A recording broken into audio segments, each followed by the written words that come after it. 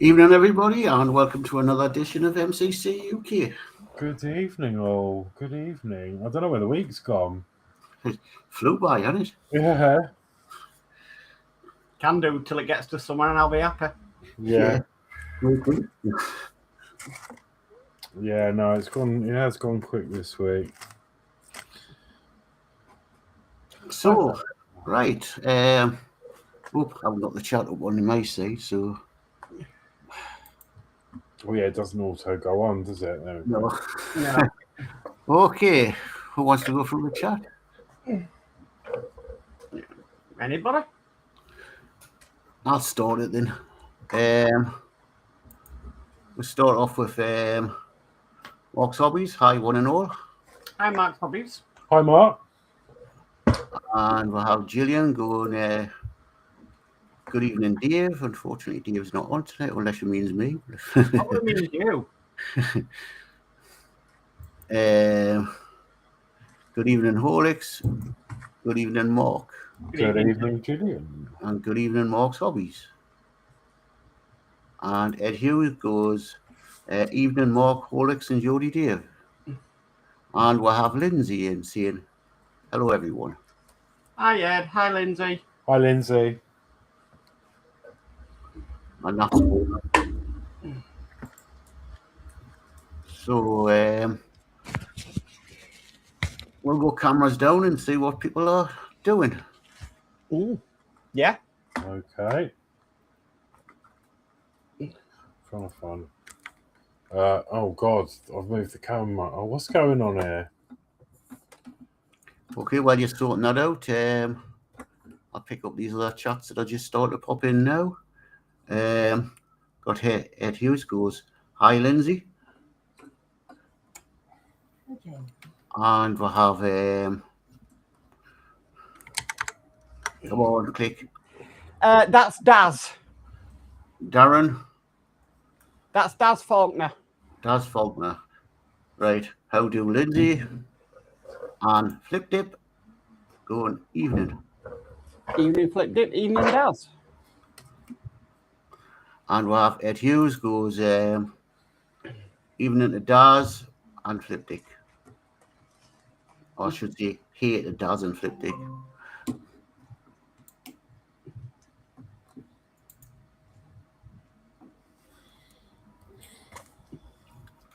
Okay, right. Well, I'll go to me. Everybody sort of ready? I'm ready. Yeah. First. Come on, maximise.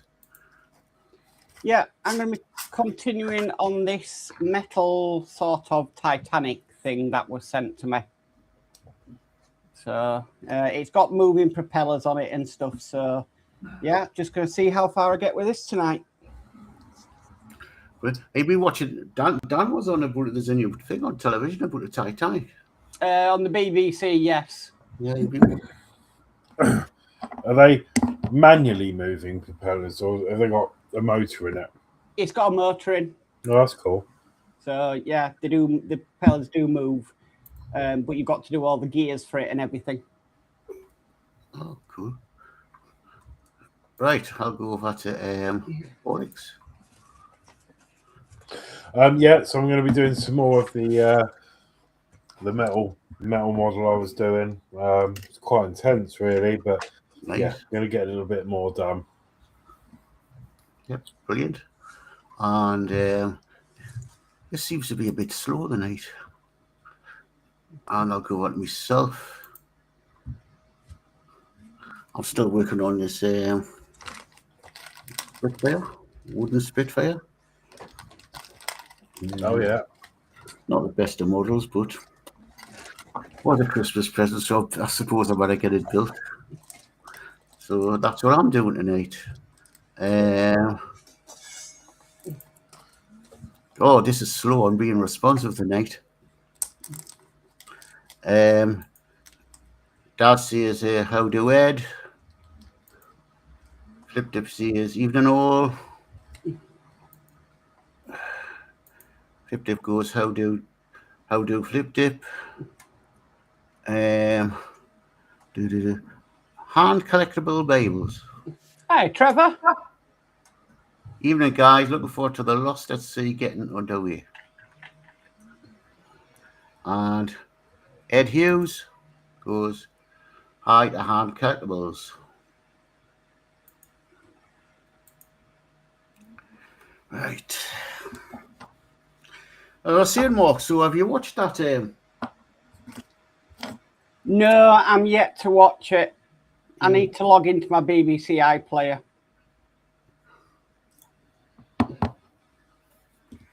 Oh, can I come off screen with this? I'm putting my password in with a knife. Where's that bit on there? But the instructions for this are on here.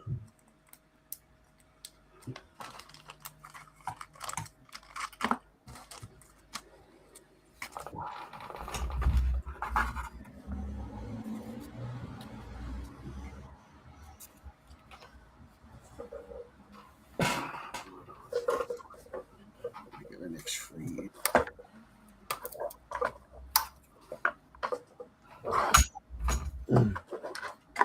The only thing with this this model I find is that because there's so many parts, it's really hard to organise anything at the moment. So it's taken a while just to look for the parts.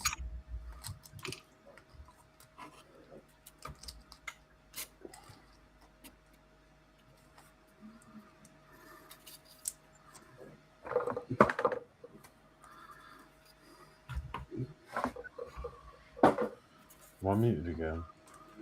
Oh no, it's fine. Oh, can you hear you? So Trevor says, hey Ed. Following Ghost says, afternoon everyone. Hi, Following Ghost. Hi, Following Ghost. And Ed says, hey, at Following Ghost.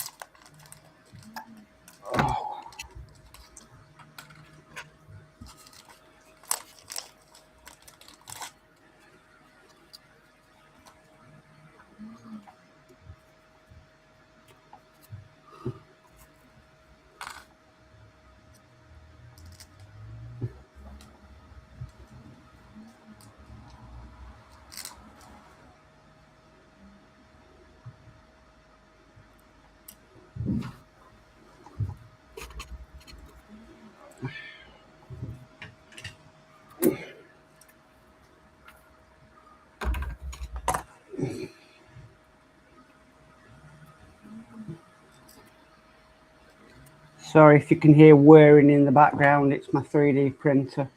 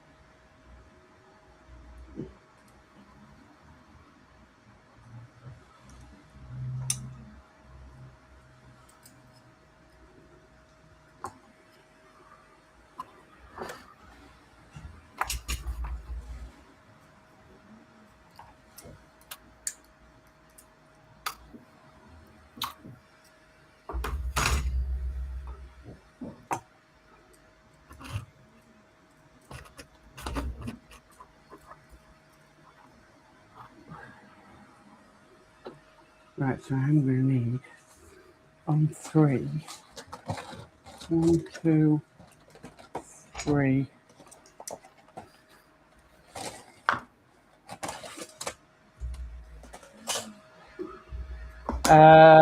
Following us says hi to Ed. And Flip Dip says, I bet it's not stopped since you turned it on, LOL. No. Well, it is on a night, but yeah. It's like any new toy you get.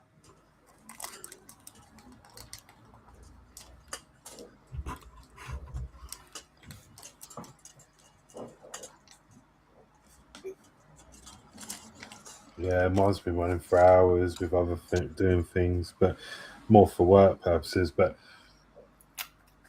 when you've had a few and you've had a load of screens go, half the time I'm too scared to use it.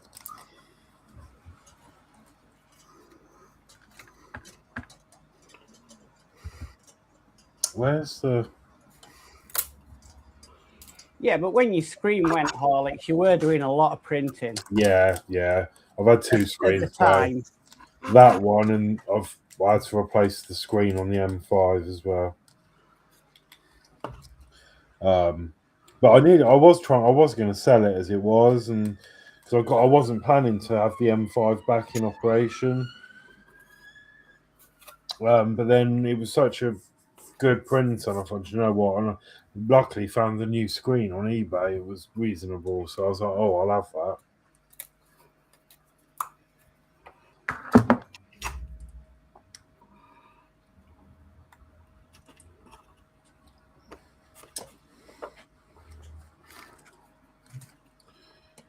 Where? I'm struggling to find parts.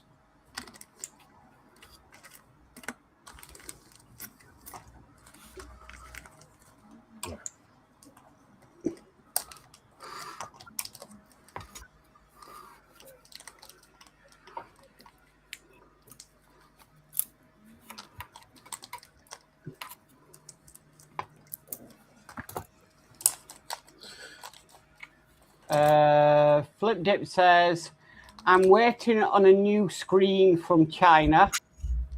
Yeah. For the M5. And then Yeah. it says, using my 6Ks. 6KS, yeah, that's what I originally had. And then I got the M5. And then obviously, yeah, as Mark said, I mean, it was constant. It was just 24 hours a day it was going. And then the screen went. And then I managed to find one, yeah, on eBay.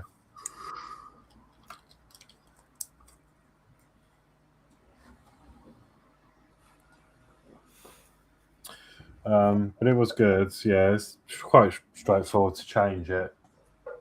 Just make sure the ribbon's plugged in properly, because when I replaced the screen, I put it all together and I was like dreading the moment turning it back on. And it turned on and there was nothing coming up on the screen. And I was like, no. And I realised that the ribbon wasn't quite in properly. So I had to take it all apart again, and then it fixed it. It was a scary moment.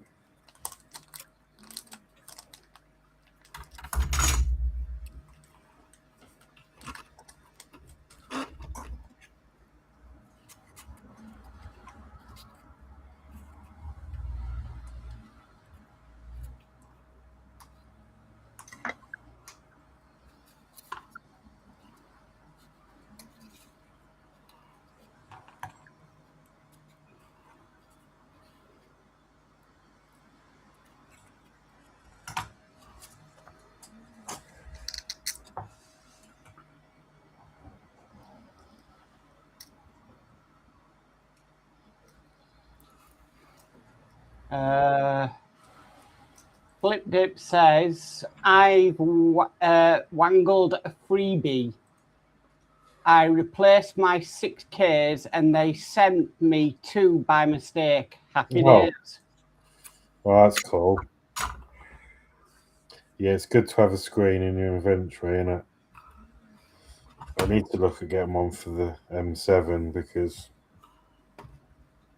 That's done a lot of work.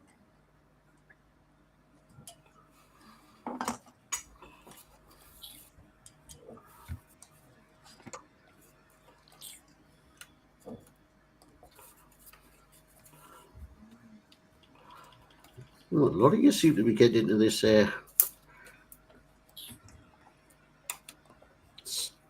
resin printing. Yeah, it's good. I definitely prefer it to the filament stuff for sure.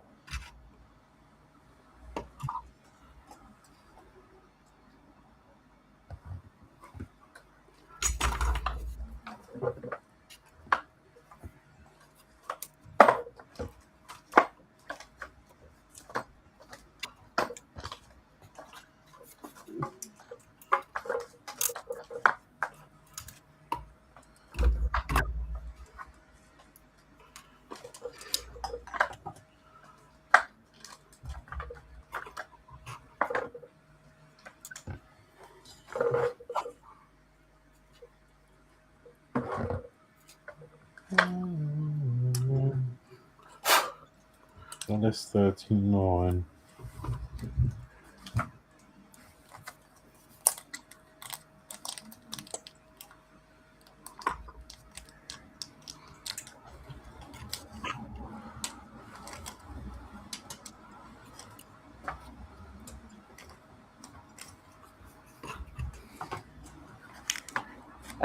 Ed Hughes says, off to get some dinner. Catch you all next time. Okay, Ed, take care, mate. See you soon, Ed. And then Flipdate says, once you have resin, filament is inferior. Yeah. My filament printer is packed up downstairs. I haven't used it in years. It was good when it come out, wasn't it? But yeah, obviously things evolve and you get such a better result. My bloody phone. 2 seconds.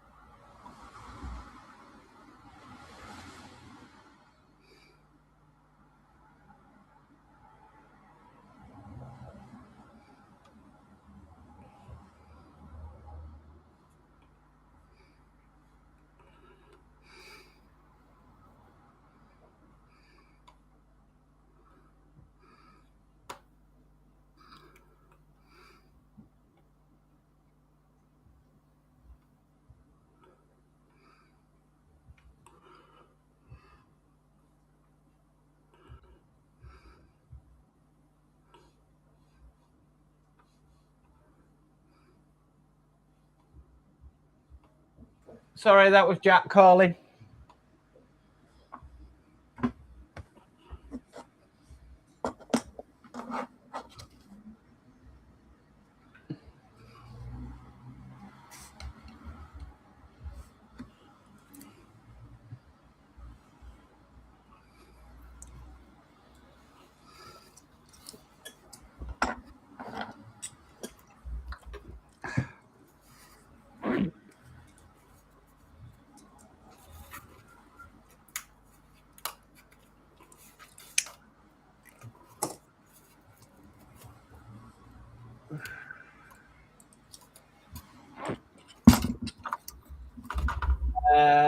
Flipdip says, I've got the Anchor Make M5, but the hot end's gone. and he says, well, why make, now they are called. Ah.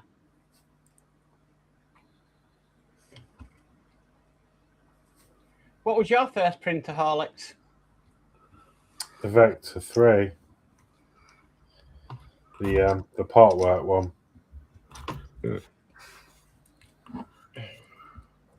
And then after that, I got the Ultimaker.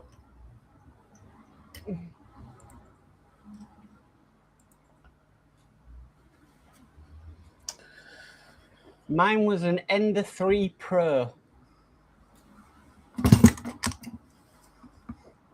Yeah, they were good, those ones. The only thing I find with filament printers is they are a lot of maintenance. Yeah. It's like you think, right, I'll run it overnight and then I got the print in the morning, but the print cocks up in the middle of it and you've got spaghetti. Or it doesn't stick to the bed.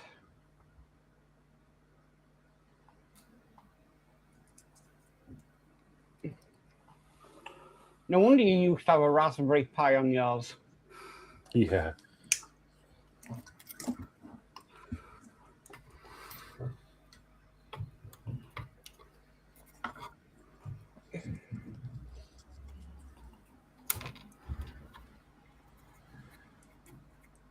This is really, really complicated.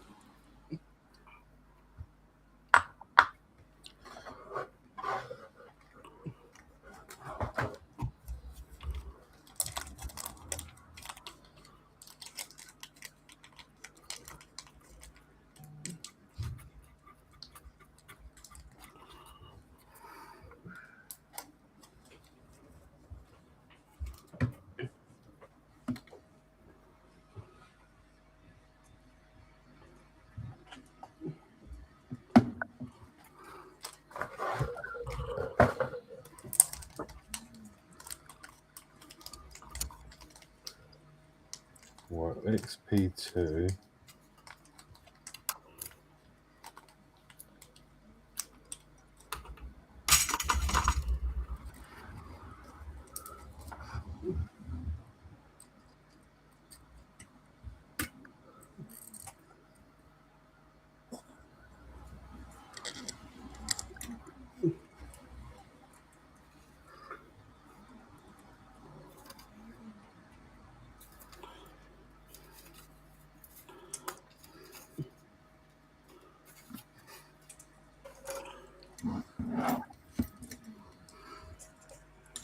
Are you any close to printing your roller coaster, Horlixs?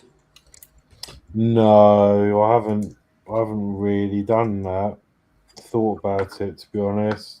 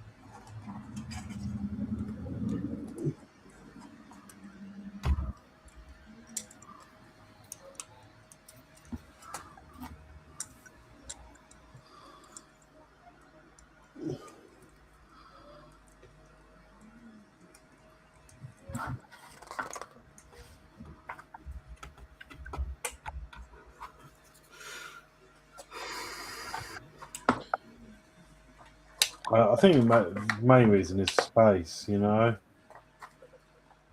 But I will do it one day.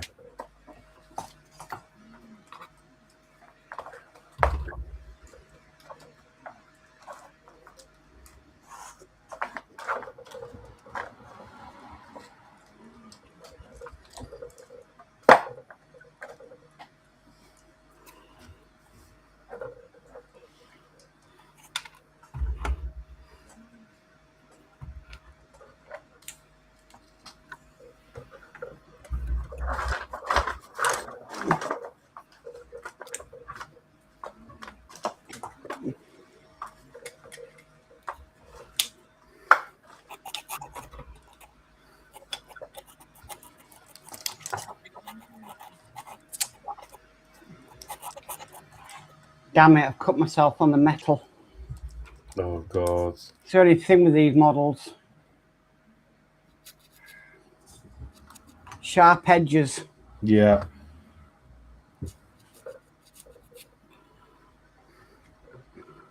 Just a little bit of bad. Sorry? You just cut yourself a little bit, was it? Deep. And a little, tiny bit bleeding. Nothing to worry about.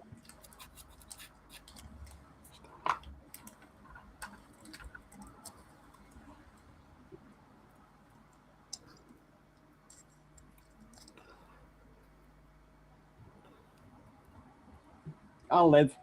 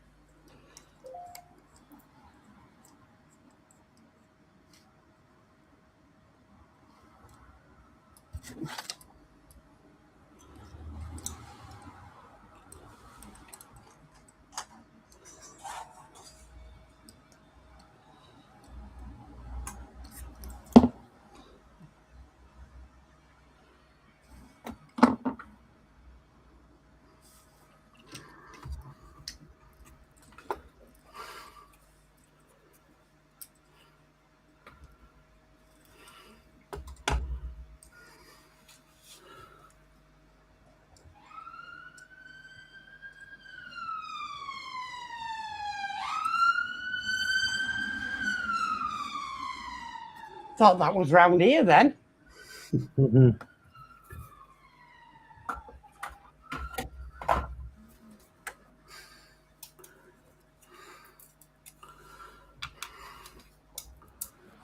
what's somebody up to now? Yeah, there was some on my way home from work. There was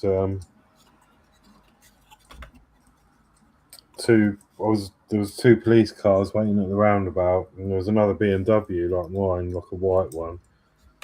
And it suddenly pulled out, and then there was two police cars behind this white BMW, and I thought he's going to pull him over. And then the other one ducked in front of the BMW, almost dragged him out of the car. And then another three police cars turned up, a police van. And I don't know why. I mean, they look pretty normal people, but... Tactical Pursuit and Containment, they call it, or TPAC for short. Where they box in a car so they can't escape. Yeah.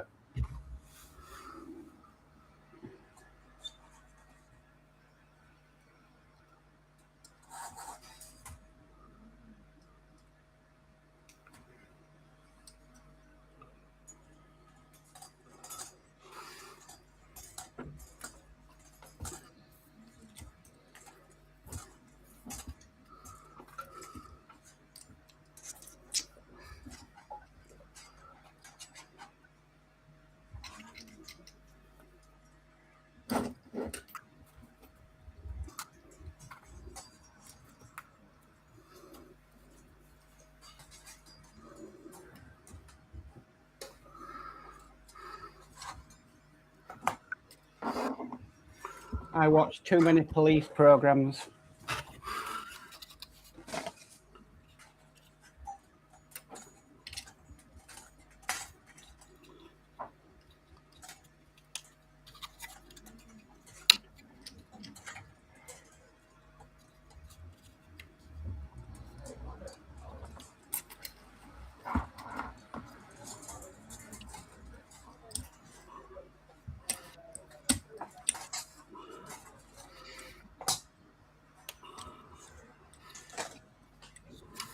Oh, wow, chat has run away with itself again. Hold on. My bad. Okay, we've got a guy from the 60s in who says, evening guys, hope everyone is doing okay. No Dave tonight, question mark. No, he's got some personal things that he's having to deal with tonight. So he might pop in, he might not, we don't know. Flip Dip says, my anchor make has been really good. The magnetic build plates are great, and with a bit of roll stick, not had many spaghetti prints. Guy from 60 says, first injury of 2026. Yeah, probably. Athol says, evening, Gillian, and a guy from the 60s. I missed somebody. No. Athol says, evening, Dave, Mark, and Horlixs. Good evening, Athol. Hi, Athol. Trevor says, my days, that was loud. I thought it was outside my house. Yeah, I thought it was as well. And then it says, I bet Mark's being chased, LOL.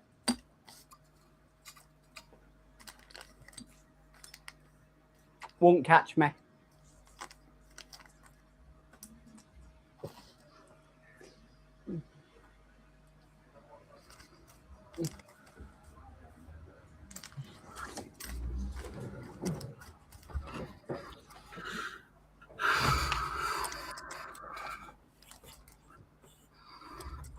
Oh, bear with me a minute, please.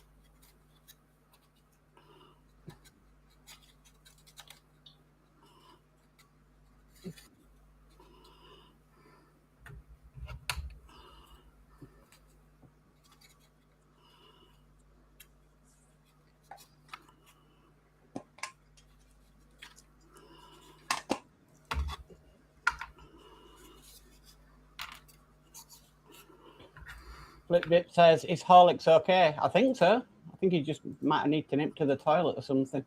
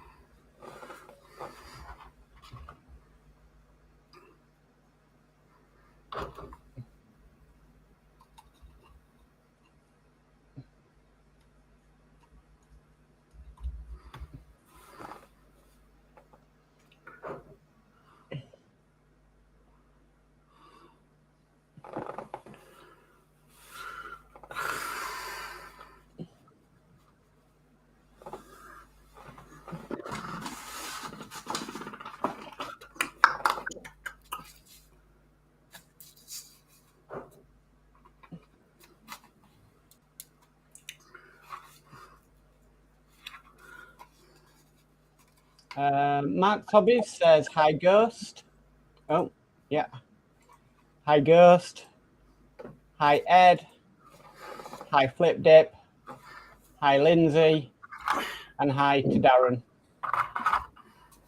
I'm back. Call of Nature. No, the landlord was here. Oh. So, yeah, I just had to see him.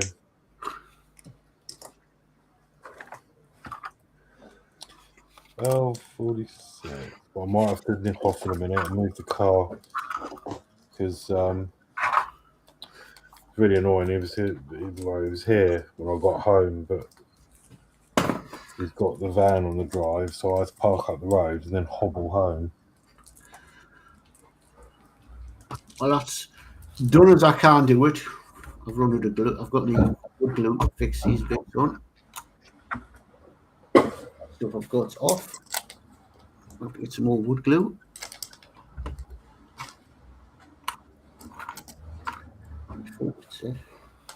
Right, so He says, hi, Dave. Hi, Mark. And hi, Horlixs. So, evening, Mark's Hobbies. hiya.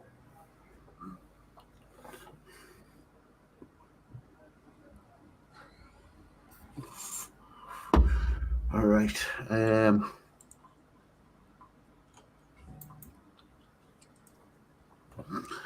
Okay,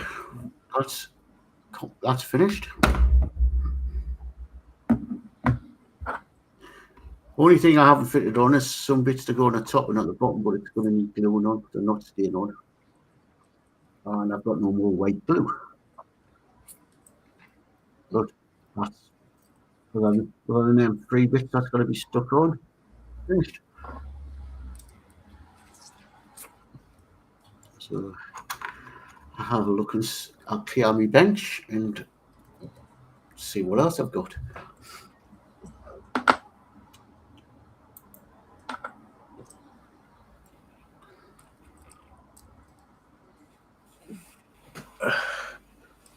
Did you not get a piece of string with it? Huh? Did you not get a piece of string with that kit? Yeah. So you can hang it up. No. What's it for then? The aerial. Oh, nothing. Tie that out. Yeah, well, I'll do that when I've glued them bits on. Oh, you have to use your iPad for the blinking instructions.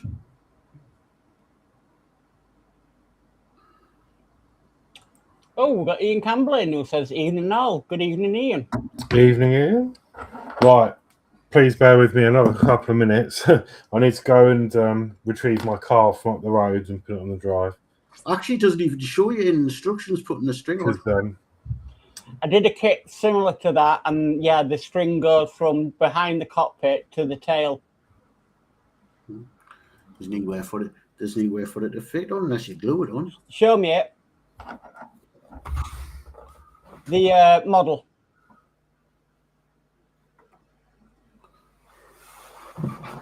You've just got a piece of wood there, which is behind the cockpit should be a bit that's sticking up. Yeah, there. There, from there to the back of the tail. Whereas now to fit it onto the tail, it's just a smooth surface.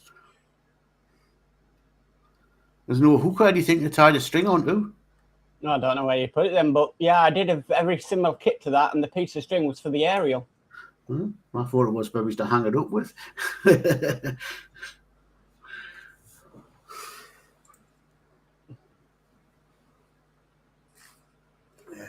Sit there. I thought I've got some white glue down there, but it's not. It's not. Right. Tidy up my workbench. Also get away wrong. Put all this rubbish in the bin.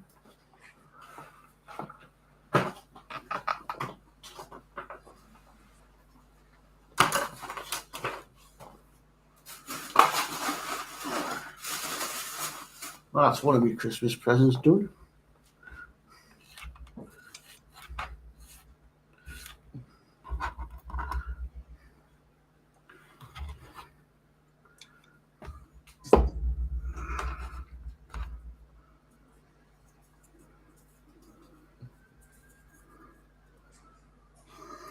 Big, massive piece of string for the aerial and all, isn't it?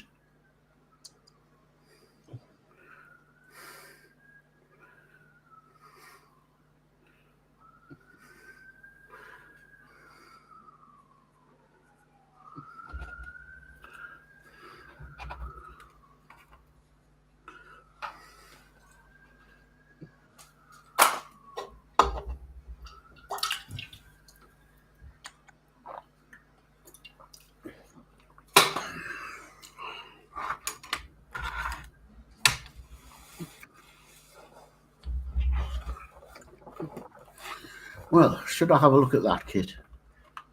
Yeah.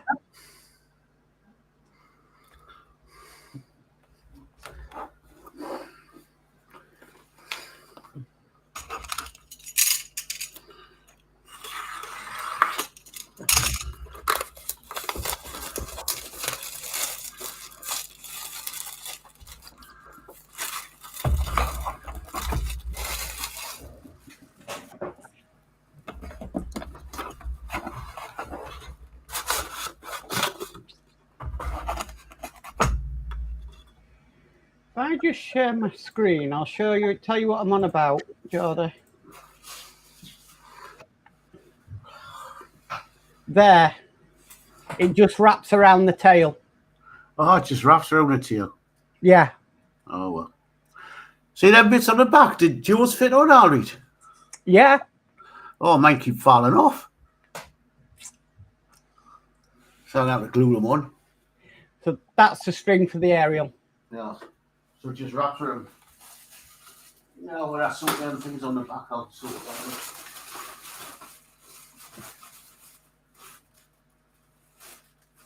Oh, yes, the picture on the front shows you it.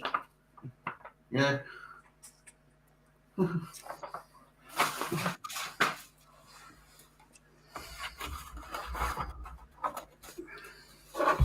Right, how do I get into this? Ooh, lots of bits in here. All wrapped up.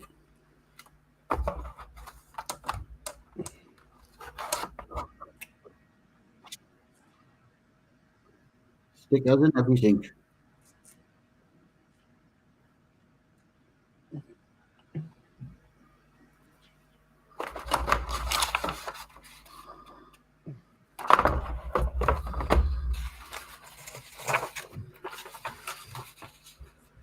London bus, tour bus.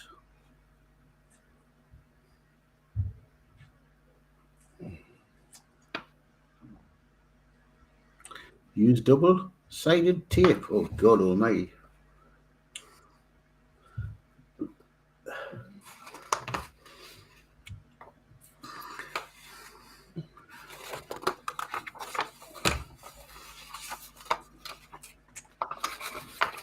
Athel says, better still, Dave, drill a wee hole into the tail fin and using super glue, attach the aerial. Yeah, good idea.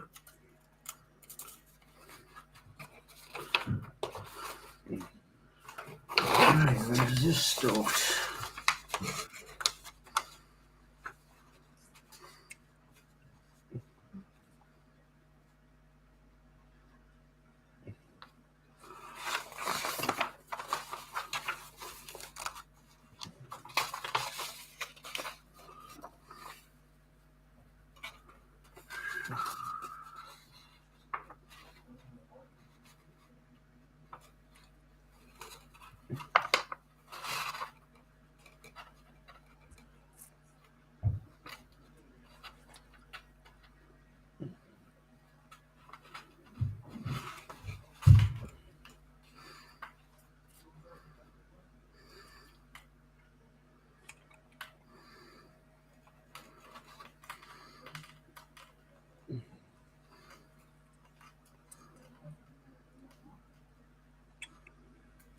Oh, we got Crafting Budgie Mummer in. Natasha, who says, hi, Horlixs, Mark and Dave. I hope you're all well. Evening, Natasha. I'm good, thanks.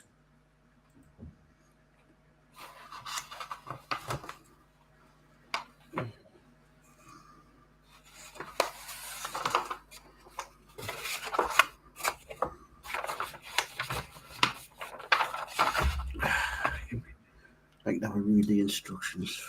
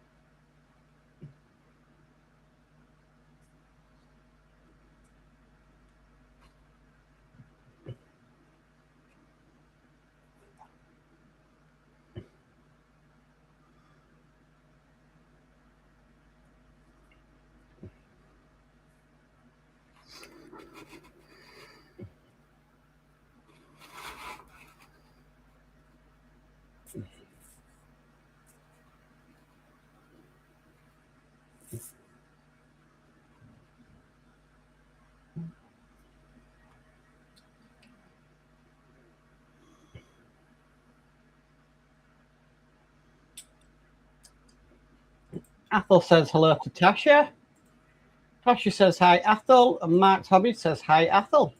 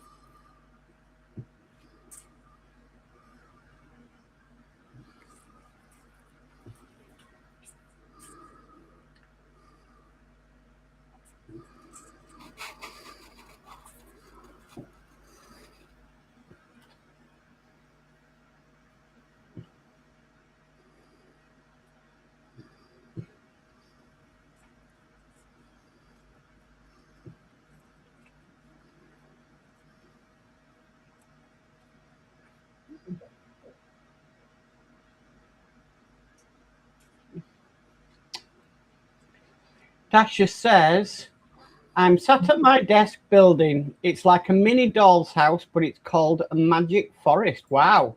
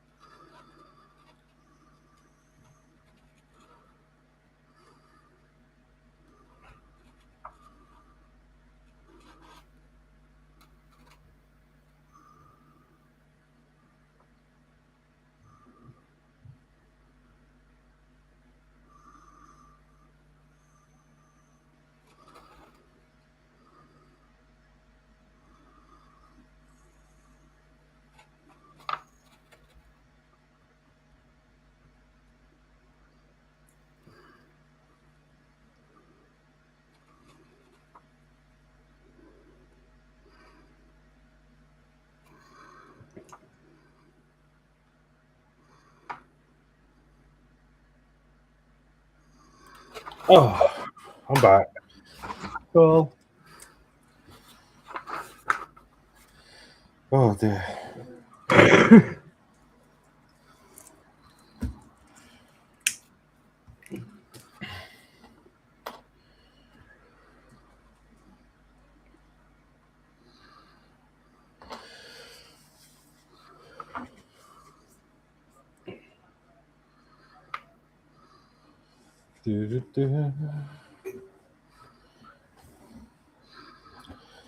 Oh god, this is a big lot.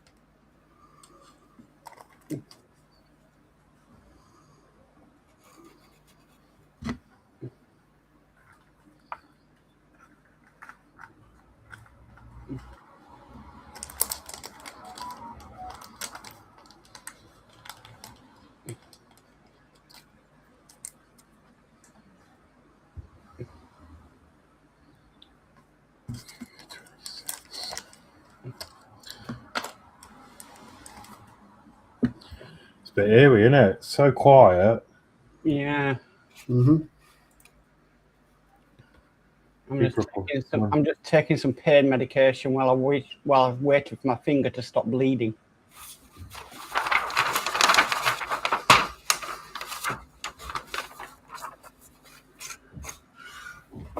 Let things get on.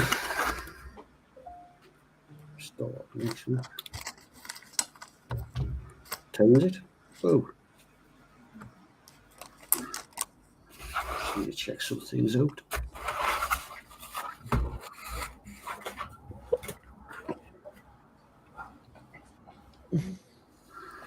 Let's see if we get some. Oh.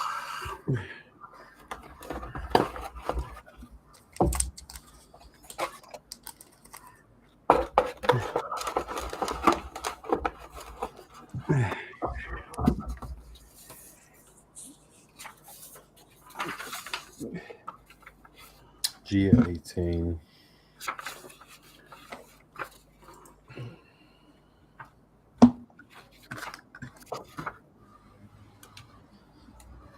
Oh, is someone being kicked out? No.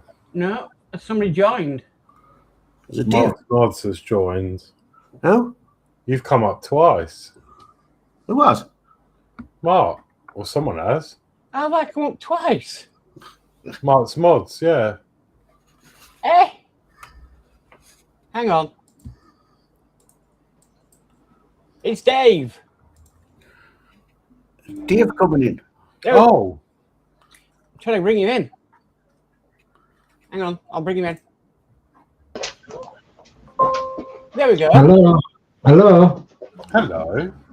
Hello. Sorry, I'm Max Modz, I think.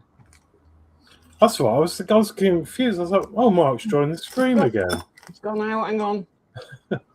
Flipping restream. There we go. Right. Right. How can I change my name? I can do it, Dave, if you want to. Oh, okay. Yeah. Think I can. Yes, I can. Oh, jolly good.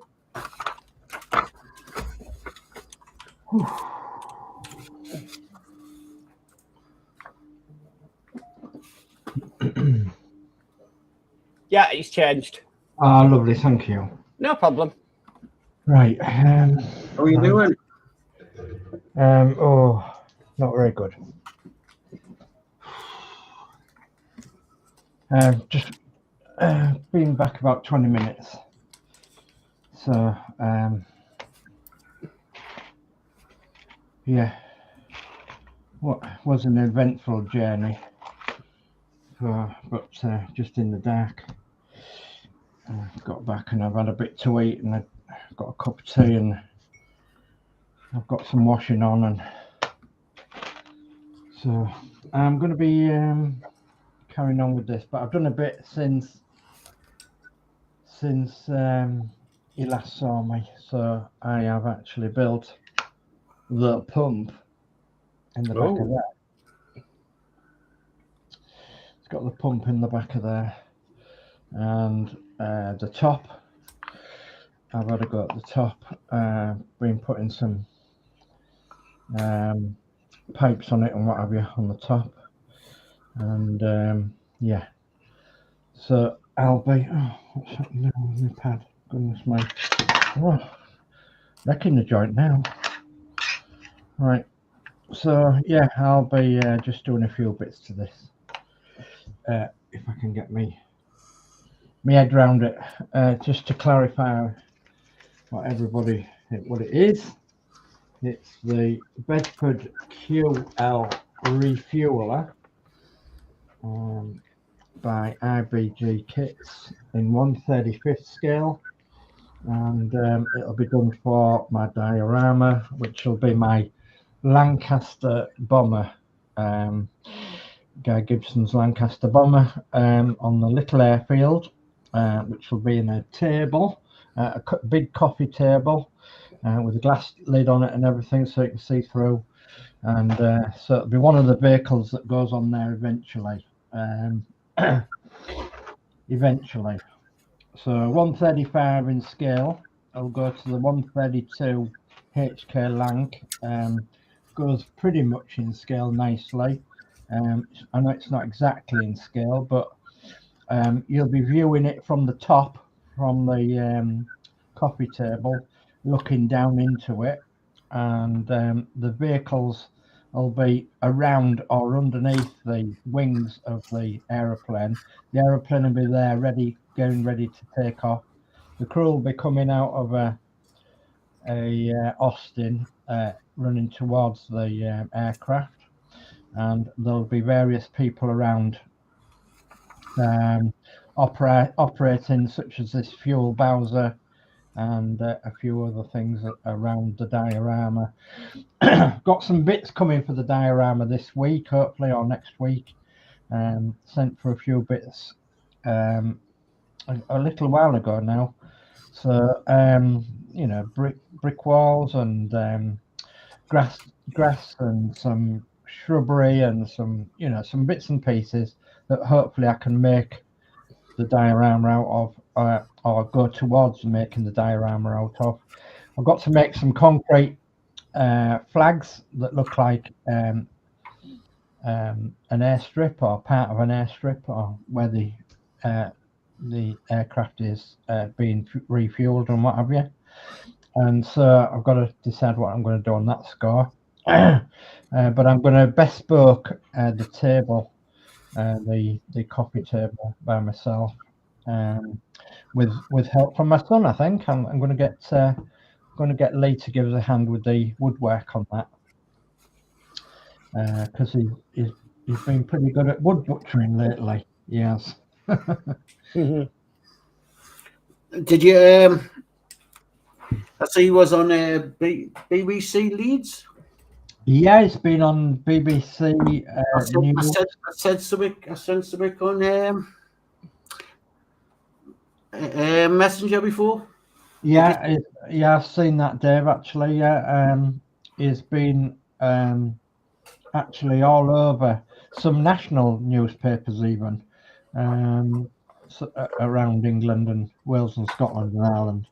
So yeah, some national dailies he's been on or in, and then of course he's done a BBC interview for BBC Look North, and no doubt that's getting shared around in other places as well. So he's had quite an awful lot of good vibes off that, which is really good. He's had some more people join his YouTube channel and some more people inquiring about old Lister engines, which is really good. And yeah, he's going to be compiling a list very shortly of the very earliest Lister engines, and hopefully he wants to write a little booklet as well. So at some point, so he's got plans of things that he wants to do in the future regarding Lister stationary engines of the very old and vintage type from 1909 to 1926, I believe. So like anything over 100 years old is interested in. And he has a collection, of course, of his own from 1909 to about 1929, I think. So is his collection. So it spans the whole 100 years or more, and well over 100 years, with some of them being 1909, 1915, 1910. You know, so it spans an awful lot of the Lister engines. His main thing at the moment is that he wants to get people involved, get youngsters involved with the hobby, because it's a dying hobby. It's known as an old man's hobby, and he wants to get youngsters involved if he can, by introducing them to the world of vintage engines or vintage tractors or vintage whatevers. Yeah, he's quite interested in getting the younger generation involved if he can, to carry on the world of vintage, vehicles or vintage machinery, or just the world of vintage in general, you know. So if you're into any sort of collecting or anything like that and you want to pass it on to your youngsters, you know, he's quite interested in stories, or he's quite interested in, you know, making the youngsters get involved in all sorts of things, vintage or classic or elderly, so that things carry on for the next generation. So yeah, I'll just catch up with this chat. Danno Builds says, good evening, Mark, Geordie, Horlixs, Dave, and all in chat. Good evening, Dave Mac. Good evening, Dave Mac. Mark's Hobby says, hi, DS. Hi, Mark's Hobbies. Also says hi to Dave Mac, and Dave Mac says hi to Mark's Hobbies. I found out about something I didn't know about, Dave, but you probably will. What's that? Experience in Bradford. Yes. Did you ever go? Yeah. Transparency in Bradford was a flop, actually. Yes, I know that. Yeah. What it was meant to do was to complement the museum that was the old bus garage in Bradford, the old Ludlam Street bus garage in Bradford. And it was supposed to be a transport experience extravaganza museum of all sorts. So trains, buses, trams, trolleys, pretty much an experience of transport, and that's why they called it Transperience. And they wanted to encapsulate everything. So motor cars from the turn of the century, buses from the turn of the century, trams, trolley buses, trains, everything transport related. They wanted to encapsulate in Transperience. Unfortunately, it was a great big flop. There wasn't enough uptake for it. There wasn't enough interest for it, and it wasn't commercial enough really for the area. Yeah, there's still an awful lot of people interested and involved in history, transport history, and what have you. But there wasn't enough back then when in the Transperience days. And one of the buses in Transperience, or that was bought for Transperience, was a 1927 Leyland Lion, registration number KW2260 of ex-Bradford Corporation Transport, which actually at one time belonged to my dad and is the oldest surviving Bradford omnibus in existence. So yeah, that was in the Transperience. And when Transperience went to the wall, it was bought by a community link via the lottery, and it's now in the Keighley Bus Museum. So, and that's at Denham at Keighley. Okay. Yeah. Along with a lot of other vehicles that was in Transperience. I saw a guy, he went and walked the old site. Yeah. And some bits were still visible, even though most of it is gone. Yeah. And then I remember him saying on the, obviously you could ride the trolley buses. Yeah. But you couldn't ride a double decks trolley bus because of the railway bridge. Yeah. So a lot of it wasn't. They only had single carriages.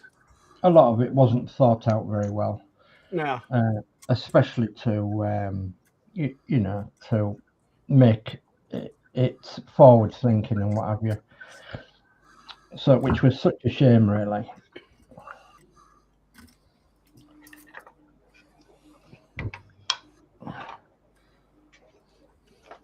Yeah, the good old Transperience days. So Ludlam Street bus depot in Bradford was the actual bus garage that my dad's bus ran from when it was new in 1927. But I don't believe that's there neither now. I think that's gone. So yeah, there's something else. You'll all have a laugh at this. Just get it.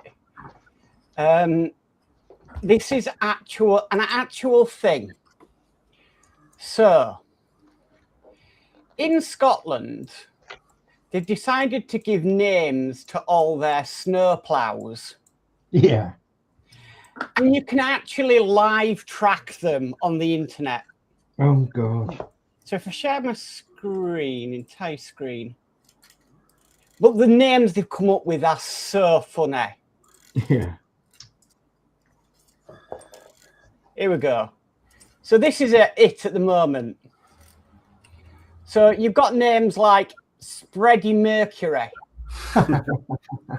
I want to break freeze. You only grit twice. You only grit ice. Oh God, yeah. Polar Patroller, Scooby Doo, Gritty Gritty Bang Bang. This is an actual thing in Scotland. Yeah. Grit Scott. Grit Scott. For Great Scott, yeah. Ready Spready Go. Sled Zeppelin. Bear Chills.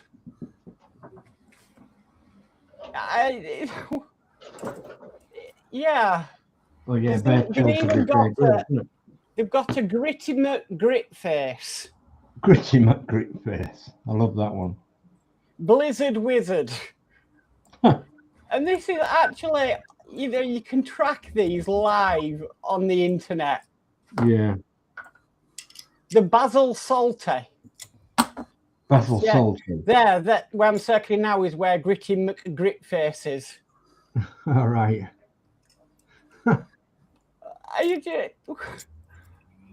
Yeah, I can't believe this actually exists.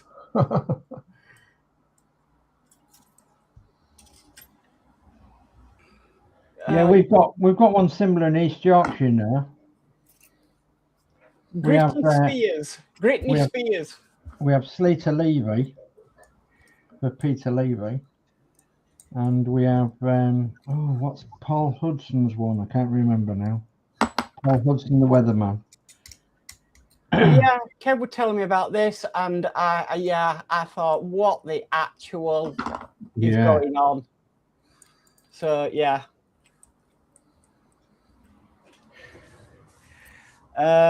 Following Ghost says hi to Mark, and Dave Builds says hi Ghost. Well, at least if you're going to do something, have some fun with it. Yeah, absolutely. C3, F1,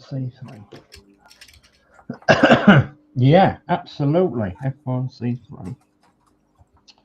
So there's C3. There's my cutters.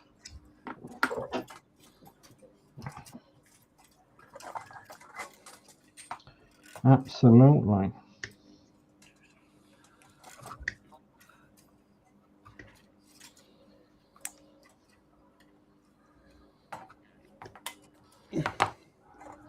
Yeah, I went a couple of times to Transperence, and they had open days. I've never heard of it. I've never heard of it, and I thought, well, next time I see you, Dave, I'm going to ask you about it because you're the kind of person to know about these things. Yeah, it was unfortunately a great big flop. Should have known you'd have been. Oh yeah.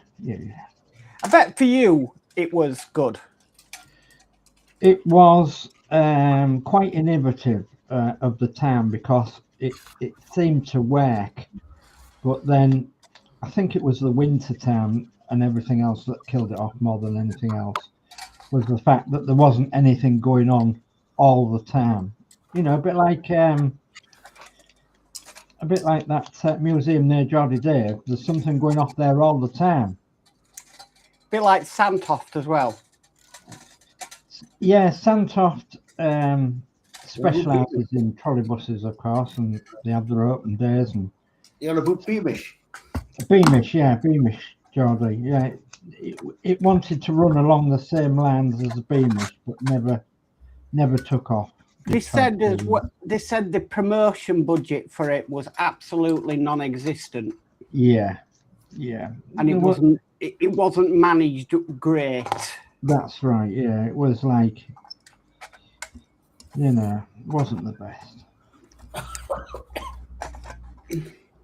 Right, primer. Primer? Yeah. What's the name? Do you know the red primer? Ready primer. Yeah. Proper name for it on vehicles. It goes under the. You mean red oxide? Red oxide. Yeah. Yeah. You can get that sort of colour primer for models, can't you? Yes. Just I'm sorting out my paint for this model. If you hang on a minute, Geordie Dave, I'll find you some. Just hang on a minute, I'll try and find you some. What? You'd have the model number.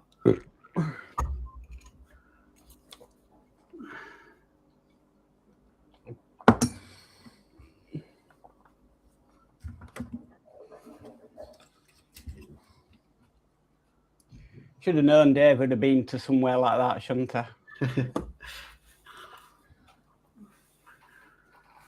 So just when I go into the model shop, I can start getting the paints. You might need to convert it though to whatever paint you want. Brand. So this is one that I used. So it's called Plastic Coat Metal Primer.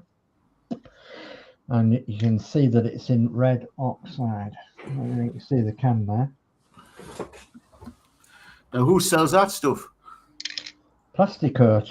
Plastic Coat. Any model shop? Will model shops have it in? No, I don't think so. You think you can get it off Amazon? Right. So, Plastic Coat spelt K-O-T-E. Plastic Coat. Plastic Coat. P-L-A-S-T-I-K-O-T-E. Red oxide in Vallejo is 9870982. 70982. 2. Yes. Right. I just couldn't remember the name. I've just searched all the other stuff I needed. Or you can go a little bit brighter with 934. Now, is that a prime? It's a primer. It's a top colour. No, I'm going to be doing the base of the vehicle prime. I need to prime it. Then I put the other coat on top. Right, red oxide primer.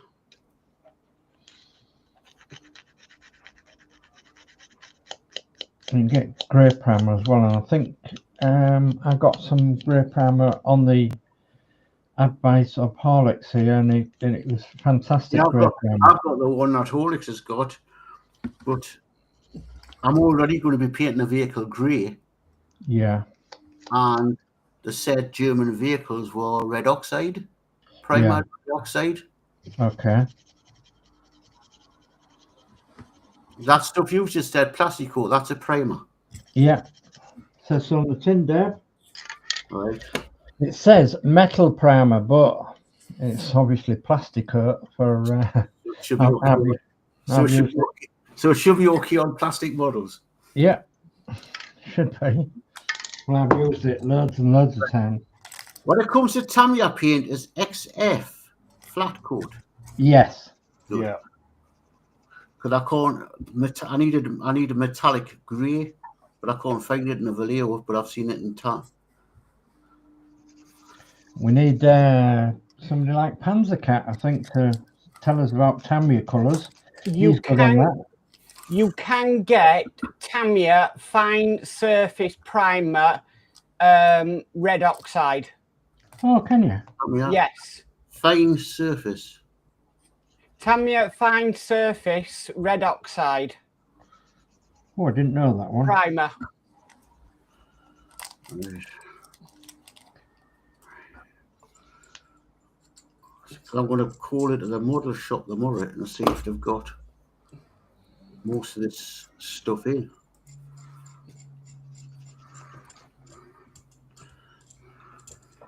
If you're wanting to do a deep, well, I mean, Tamiya fine surface is quite good.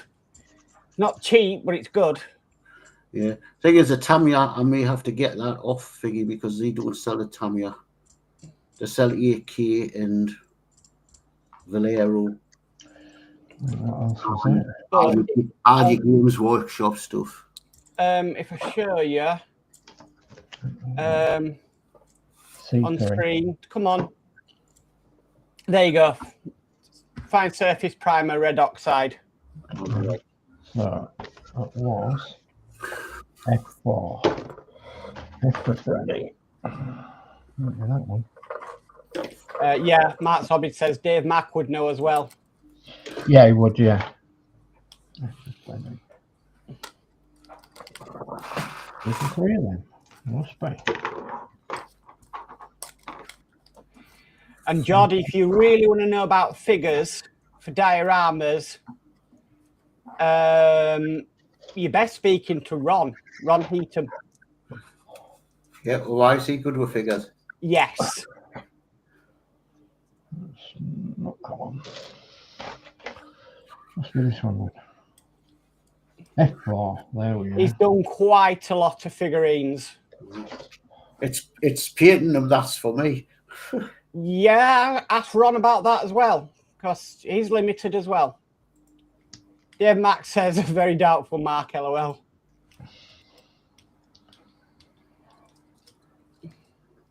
But yeah, figure painting at the moment, I recommend Ron because he's doing a lot of it. And he's done a lot of 1/35th dioramas. Has he? Yeah. Ooh, so he might be to give us the idea of the height of buildings. Yeah. Yeah, Dave Mack agrees. Yes, Ron is the best person to ask. If you want to jump into his chat, he's live on a Friday evening at 7 p.m. on his channel. Has he? Yes. Right. If you're at work, he's on there 7 till 9. So if you're at work, bob into his chat and ask him, and he'll be more than happy to help you out. Oh, cool. I've got a 135 building coming due at some point. Yeah. Just I want to build my own, so I want a rough idea what the heights are and what the distance for the windows. In the next month or so. Ron's the best person to ask on that one. Yeah. Matt's hobbies. Ron uses cat litter. He's never going to live that down, Ron. No, it's never gonna. Dave Matt says the only 1/35th scale I did was on a floating shelf with 2 figurines, a Sherman, and a Willys Jeep. Well, as I say, I'm going to be doing this, and it's got 4 figures with it. Yeah. I'm getting the flesh tones to paint this flesh. I'm not going to get I'm just sorting out the uniform colours and then the colours for the vehicle. Ask Rob. Ron's the best person to know on that one. That's what I've been taking all them paint things, because it's the uniform colours and the vehicle colour. Yeah. I've got blacks and stuff like that. It's just some of the other colours I haven't got.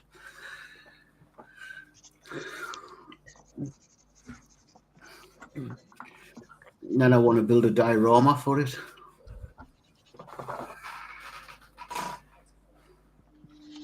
Well, you know that square cabinet, Geordie, don't you? That you saw. Yep. Yeah. Well, you suggested putting dioramas in there. Yeah. I think I'm going to put one of them myself. Yeah. I'm going to put 5 dioramas in it because there's 4 shelves, but there's a 5th one at the bottom. So I'm going to put 5 dioramas in it. And what did I do with the sizes? Hang on. The one you've got's pretty tall, isn't it? Yeah. I don't want one that's tall, because I want to try and get one where I can fit in between that shelf and the floor here. I did write the sizes down, and I can't remember where I wrote the sizes down. Anyway, it doesn't matter, because all the dioramas that I'm planning on will fit in the shelf sizes. Mm-hmm. So both height-wise and width-wise and length-wise, they'll all fit in that I have planned. So, because really your base size, you'll only need something like, what, 30 centimetres by 30 centimetres? Yeah, you don't need an awful lot, no. Actually, don't know what I'm doing with the sizes. But I might have put them in there. I don't know. Let's have a look. Put them in the phone.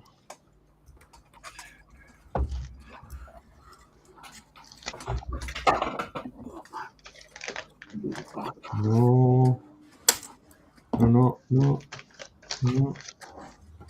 Don't put them in your phone. What's that say? That's safe, I can't find them.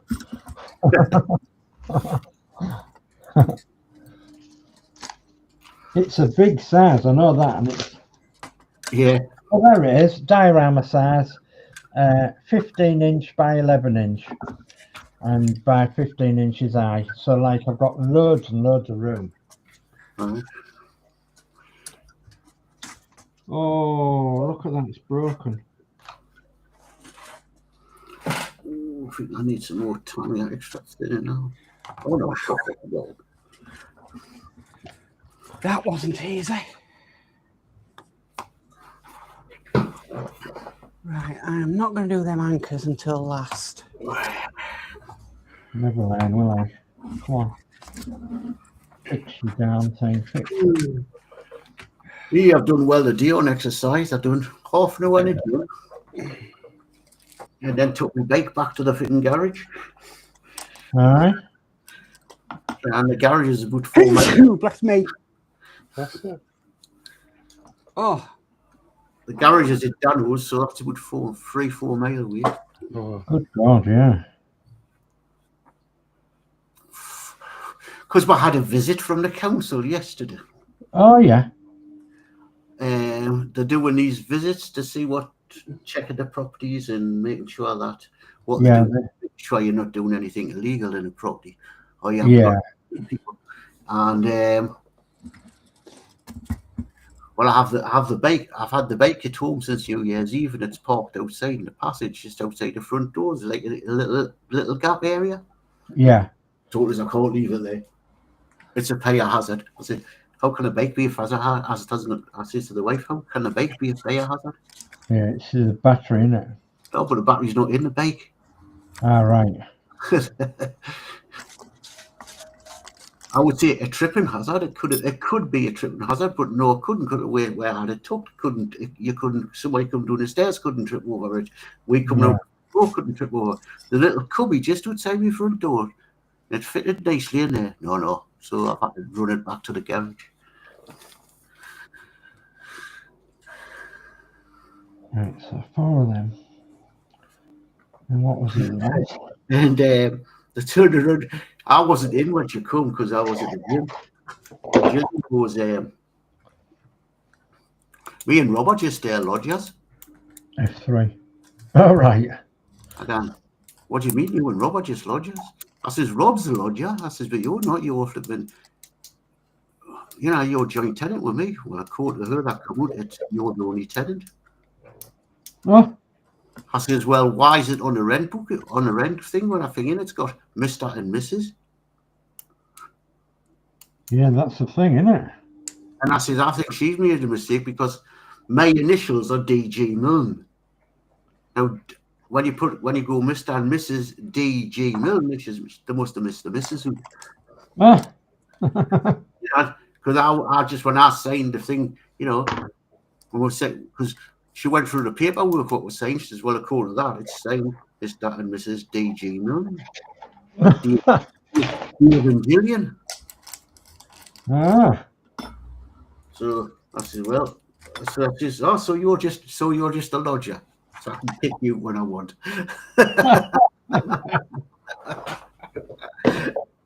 Careful, Geordie, she might be watching. She does. That's what I said to her. She says, oh, that means I can kick you if I want to.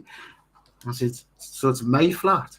Well, I'll pay the rent for it. So, but no, I says to Gillian, I says, well, I says, when I go online and pay the rent, it has Mr. and it has Mr. D and Mrs. G. No. Yeah. So I said, that lass has got it wrong. Yeah. And I says, in according to paperwork, it says that as well. I says, don't worry, I'm not going to kick you out. Unless you're nasty to it. I said, you'll have to be nice from now on.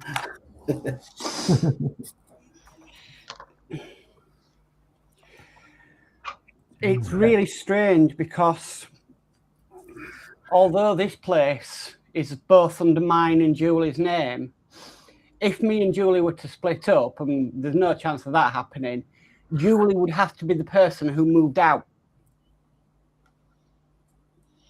Oh, what's that? Because it's an adapted property to my needs. Oh, right, yeah. Why is it always the man that's going to move out in anyway? Well, I'm just saying, if me and Gillian split up, why should I have to start all over again when I've put everything into it? My wages have literally put everything into this flat. Normally, you would leave the home to the wife with the children. Yeah, but conventional. But my children are grown up. But I'm just saying, if something was, to happen between me and Julie would have to move out.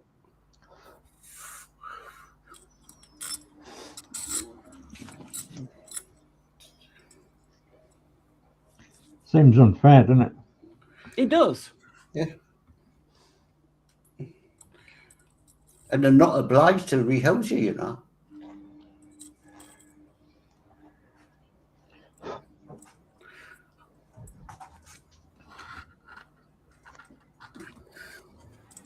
Right. Is it wise to carry on with this thing with the shakes? I don't know if that's happening around your areas where I don't know if this is, because all this crap, this stuff that's been on TT about social housing and all that being in a right state. Mm. Yeah. Don't know if that's what, because they were asking if there's any repairs that need to be done and stuff like that. Yeah, we had a similar sort of thing, Dave, that they, come round now and again and they, check your property out, make sure you're obviously not doing out illegal and all the rest of it. And they ask you if you need any repairs and that. Heading up turn. Wait till I go and visit upstairs. Because I turn around and says, because we haven't got a carpet down in the passage because we've got a flood in the bathroom. It knocked the carpet. And I haven't made it yet. And she said, "Oh, are you getting a carpet down in here? Because all council tenants must have the houses carpeted." Yeah. Well, upstairs, they've got laminated floor. Oh. And it's not allowed. Oh. Now, this must be a new thing. Because remember when I lived at the other place at Froggy? Yeah. I was having all the bother with him upstairs. Yeah. And then they made the noise they made because they didn't have a carpeted floor. When I said, when Your Homes, Your Castle was running the council then, when I said, well, if they had carpets in, we wouldn't hear all the noise and they wouldn't hear anything from down here. Oh, we can't force people to put carpets in.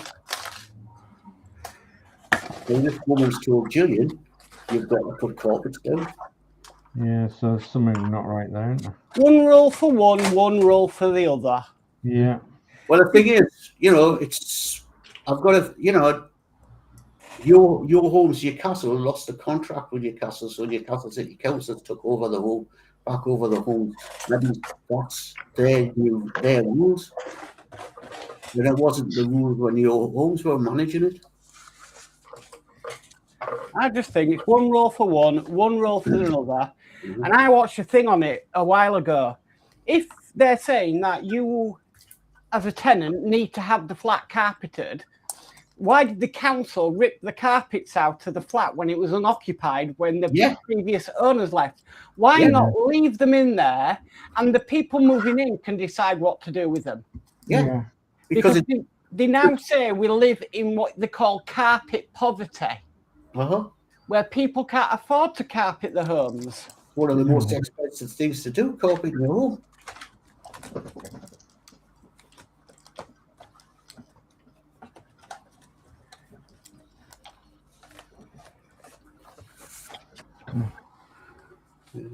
So when I see Katie and Connor upstairs, I'm gonna say, "We're gonna be. Have you had the visit yet?" They say, "I see, because you've got laminate floor, and it's not allowed."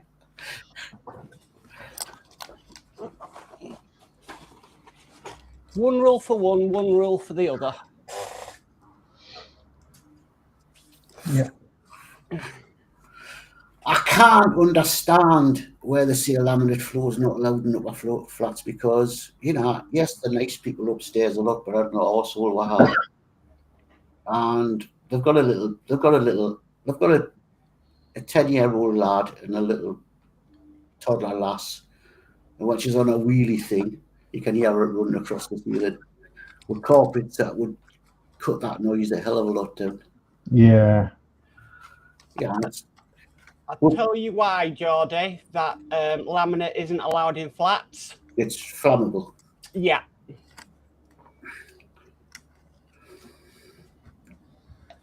In a house, it's totally different, but in a flat which is shared, it's flammable. Mark's Hobbies says, is Ron doing that one anyway, Mark? I'm not sure. I really don't know. What, the Hannah Mag? I don't know. I think he's done it. He's done a lot, hasn't he? Yeah. You can get a photo kit for it now. Can you? Yeah, but it's about £18 odd. Good God. That's a good price for a photo etch kit. Is it? I think it's £18 odd. Is it Scale Mates, that model place? Yeah. I paid quite, well, for my Voyager photo etch, I paid about 50 odd quid. Yeah, but you remember, this Hanomag model, this time is very old.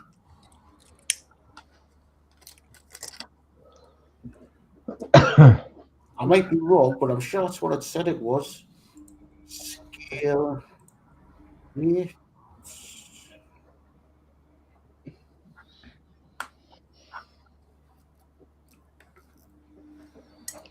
Right, let's see if we can get that in there, and then I'll have to let the dog out, I think. So I think he's crossing his legs. See if I can find it. I'll have to get the cat in as well. Trouble with this. I need to take a 3D print off its bed. All right, come on, Willow, while that's... And pop it in the cleaner. Oh, well.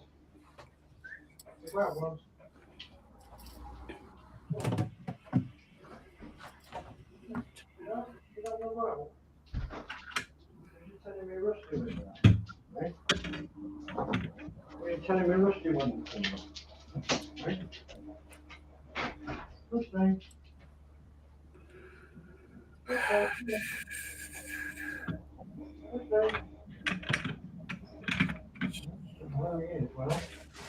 Where the bloody search thing for this scale mates?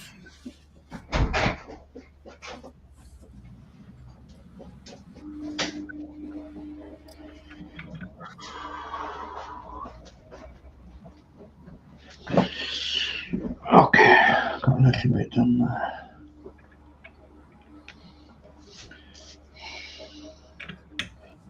This one to go now, the one that broke.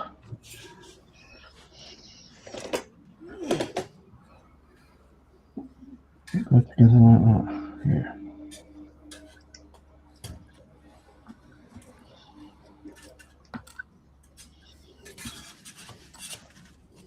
I think we'll glue it up and then we'll tidy that end up. Instead of it breaking anymore. Oh, nice.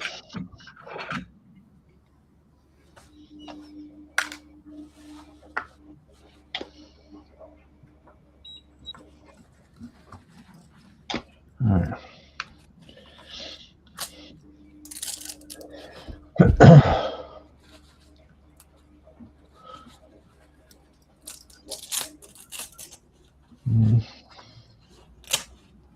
The washer sounds noisy tonight.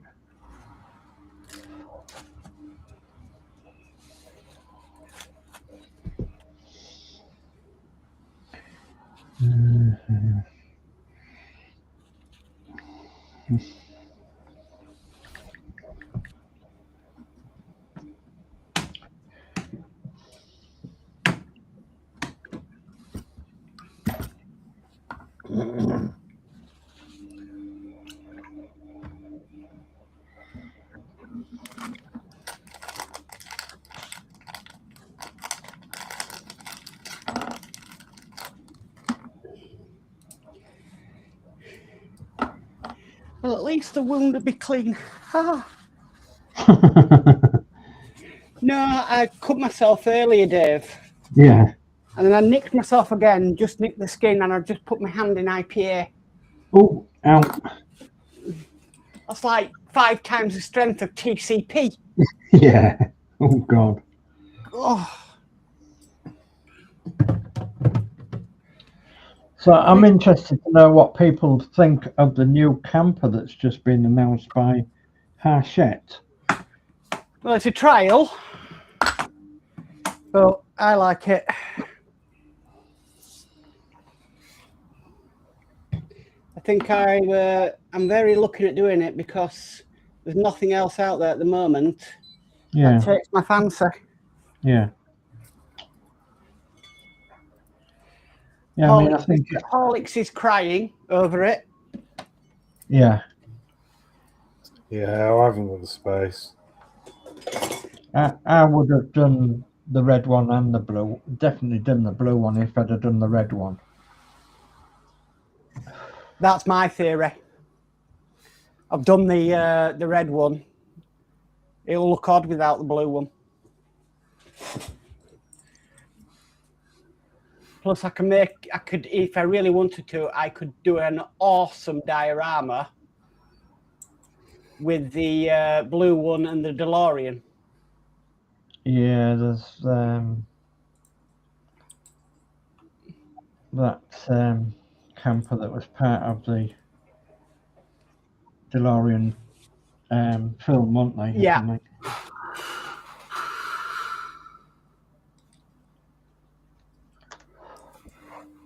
But,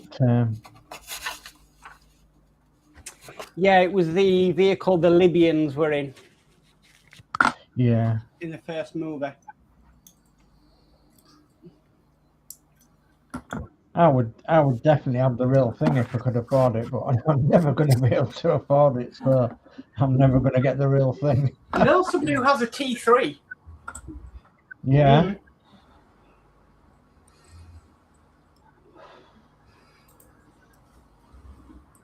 I used to get them in at work when I used to work for Volkswagen Audi, and used to get them in the workshop for various jobs, both the T1, T2, T3, T4s, T3s. I think they went up to then.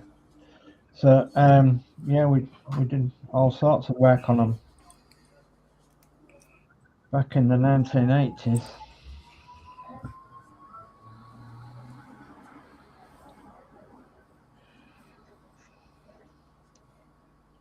I don't actually think I could do it anyway. Look, they got so expensive, these Partworks. I don't. I ain't looked to see how much it is because I know that. Well, I can't afford it anyway, so little point in me looking really. Yeah. But, you know, if things were different, then I would have definitely gone for both of them. I think, you know. What do you do, say, Dave? Obviously it being Yeah, harshette. and the movie got took up, he got injured. What do you do, Dave, with it being harshette and it was in the shops? Yeah, well, I know. Very tempting again, but it's like, oh God, you know, could I really afford that long term? You know, I don't know whether I can again. I don't. I think it's just the fact that, like Alex was saying, that they've gone up so damn much. What are they, $11.99 or something? I don't know, $12.99 or something, $13.99. I don't know what they are now, but because I haven't looked at the price, but I know that they're more expensive than what the $8.99 was when there was the Rootmaster. Do you know what I mean? So they are $11.99. $11.99. Yes, now. Yeah. But again, that's because of inflation. Yeah.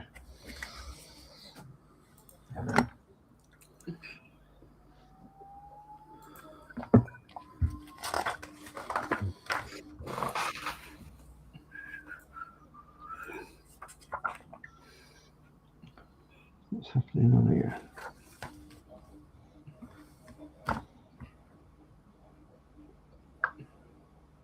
Crouch, inviting me to follow a profile. Yeah, okay.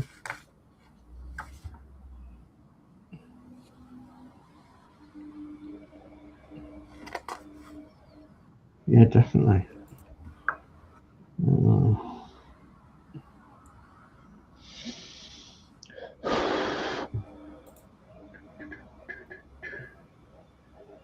Yeah, that's gone. As soon as I saw it, I thought, yeah, well, if I was into the red one, and I bet the people that bought the red one would be looking at getting the blue one. Definitely as a, you know,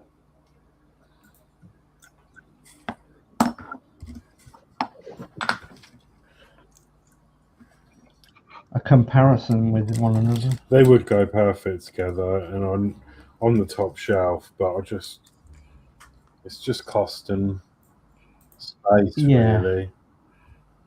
Yeah.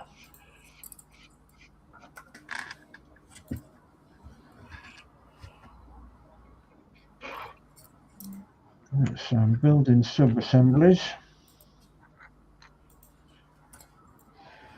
What else do I have to build? Oh, the back doors. Then I can move on. Woohoo! I'm just doing the survey now. Might get 50 quid's worth of Amazon vouchers. Dave McBill says, I'm going to say goodnight, guys. Been a great stream and your projects are looking great. See you on the next one. Night all in chat. Night, Dave Mac. Night, Dave. Good night, Mark. Take care now. Do you know, I found the photo of cheesy last time. Now I can't even find this for it. Who's doing the camper marks? Is it Harshette? Harsha. I haven't seen that yet. That's the thing. What type of camera is it? P2.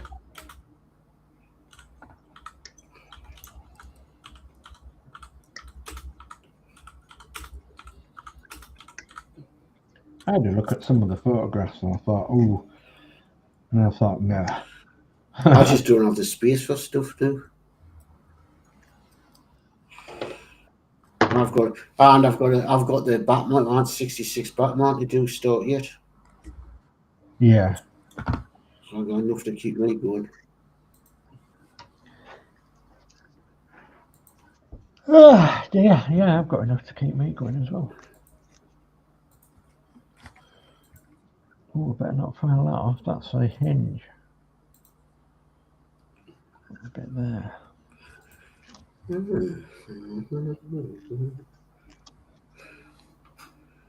Last time I looked on this, they had photo etch, but that haven't now.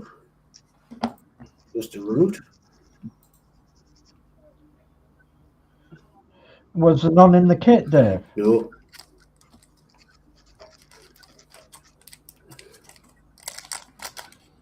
Wonder if that's because it was an old kit or had it not been... Last time I looked on it, as I say, I can get the wheels, I can get... They've just got the wheels and hooks now. Yeah. Maybe they've run out. You can't get them anymore. Maybe so. I ain't bothered about the photo etch, but I'm sure it was only about... I might be wrong, you know, it might have been about 28 quid. Yeah. So does that go with the hinge outwards? But it does.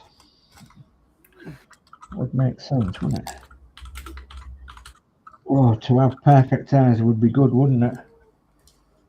Gordon Bennett, yeah, it goes with the hinge bits outwards. That makes sense. Well, we can put that on there. We can.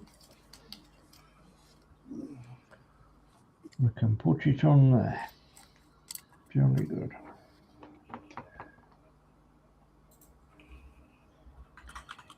Come on.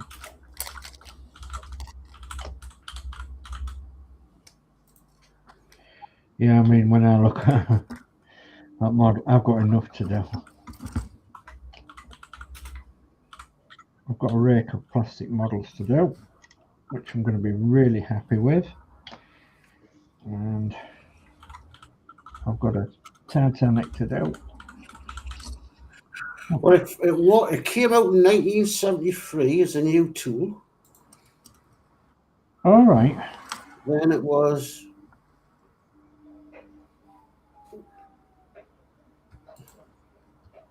in 1973.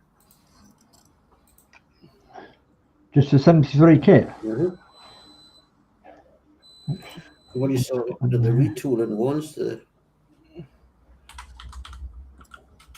brought out a new box for it. It's in the 70s as well, but it just says 197X. All right.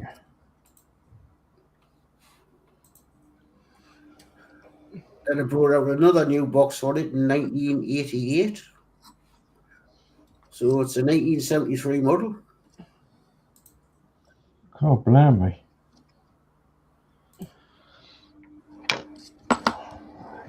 Balls. Well, it Scrolls on the first ball. came out in 1968. 68. Yeah, but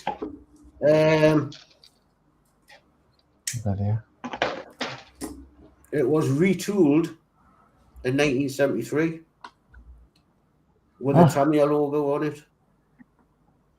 Oh, So So originally brought it out there.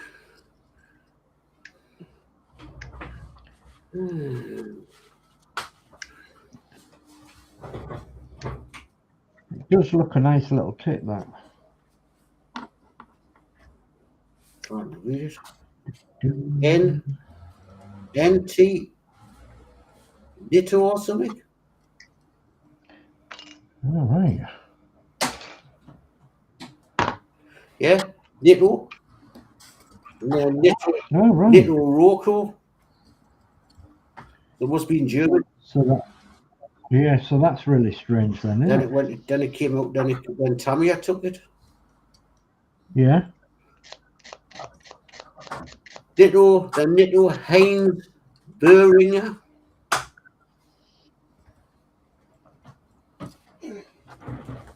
Then Tamia took it in 1973.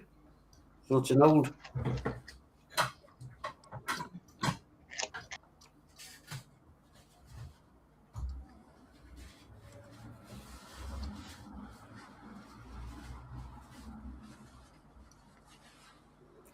It's been done by a few.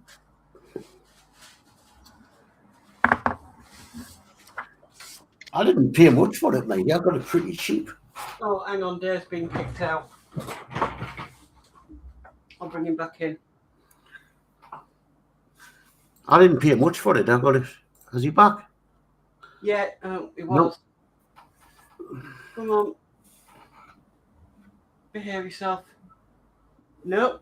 Keeps on. Go, come on. There we go. No, he's back. I got it pretty cheap. I got it for about £11 odd. Oh, that's not bad then, is it? Yeah, so. Oh, did it disappear then? Yeah, yep. I brought you back in. It Restream does it sometimes. It kicks you out the studio.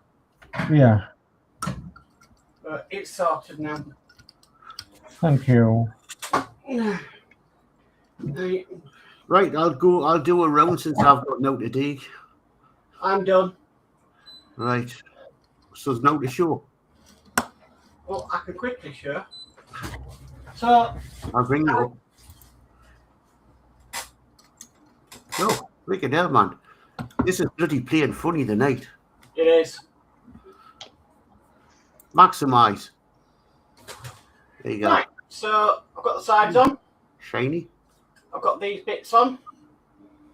So yeah, I think next days we are working on the top here, the poop deck, and then the front, and then I believe we'll start with all the internal cogs and stuff. Yeah, you bloody got a mirror with that. Yeah, I know. Wasn't bright enough. Wow.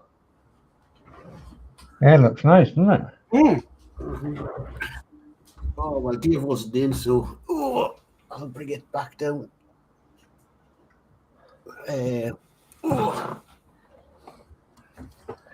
Yeah, I've got another step to do here before I can really... Carry on, no hurry. I'm going around. Right, myself, I've finished this, except I've got to glue some bits on the back because they won't stay on. Bit when I like that piece underneath, I need to glue the one on the other side because it won't stay on and it's out the back, but I've got my wood glues run out. Geordie, when you glue them on, you can use tacky glue. Aye. And use elastic bands to wrap around them to hold them in place. Mm-hmm. And then I've just got to put, as you see, there's a bit of rope there to put run there, and as what your course is, I'll drill a little hole in the middle and put it through there. But that's that. That was, as I say, a Christmas present I got off the wife, so. That's your gift to Danno to store at his house. No, staying up there. It's got its place next to the at the moment next to the Bismarck in the Titanic. Right. Away. Right, I'll go to Dave. Yeah. This is taking a So while. working on the back end of this tanker now. So I'm putting the doors on. The doors on the doors. I'm going to leave the door open, and this door I'm going to leave it folded back more, so you can see the pump. But I've got a lot of work to do. I've got a lot of spraying to do and detailing work to the pump. So I'm only going to detail certain of it because you won't see an awful lot, because pump top tank on like that. So you'll only see through part of the door, you see. You won't see right to the back once the pump's all together, once the tank's all together rather. And you'll be looking sort of from the top anyway down into it, and it will be down here, and you'll be looking sort of from up here, so there'll be quite a distance between your eyes and everything to where this is on the diorama. So I've done a few bits and pieces, like building sub-assemblies together and what have you, and finding out where things go. And yeah, it's getting there. Slowly, but it's getting there. And I'm quite happy with it so far. Cool. Okay, we'll go across to, when this decides to shrink again, we'll go across to Alex. Yeah, so I'm just, it's coming along really nicely, actually. Oh, right. But I've just got to get this, I'm still working on this bit here, because I need to, this is all loose, so I need to get all this together, which is the my step 65. And then I can leave it till next week. Well, keep going, plenty of time, no hurry. Yeah, super. Super duper. We're doing well, aren't we? I think I might, as I see if I get the stuff, I might start this next week. I was going to start the bus, the wooden one, but I've just done a wooden one. Yeah. So I might leave this bus for later on. Yeah, so I saw you was messing around with that earlier. How far will that door go back? Can I get it to about there? I just want to get back into my plastic modelling. I have got I have got models I need to finish, but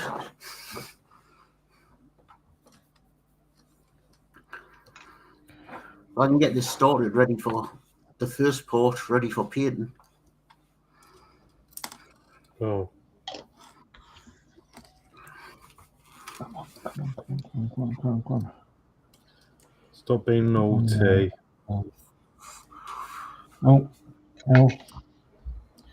Yeah, come on, stop it.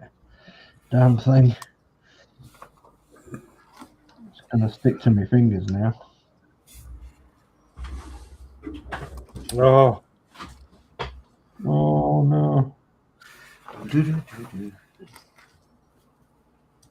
We both want to. There's a nice engine for you. I can't look at the minute. I'm just putting this thing. That's the super engine. Yep. I know. Oh, yeah, that's nice. Yep. Eventually got the super engine finished. That is nice. Let's stay there, that door. Oh, yes.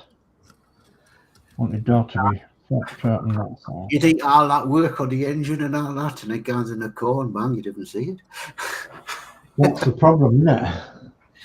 That engine's actually got because the Supra is a manual.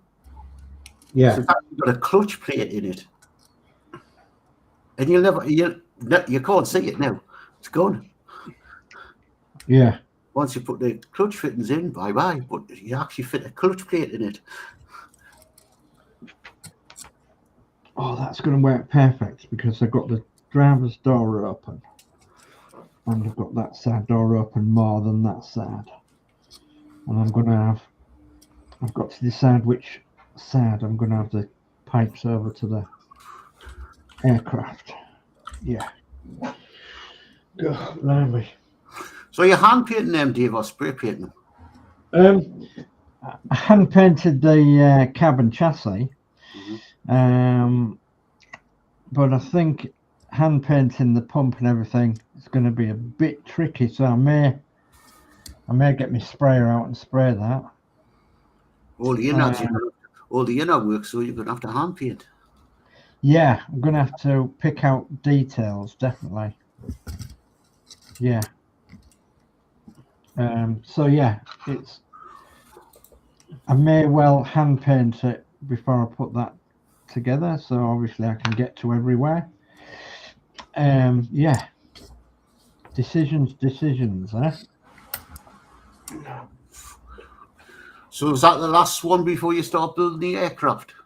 No. Oh. I've got what else have we got to build? The Fordson tractor. The Fordson tractor. After the Fordson tractor, then I can start building the aircraft.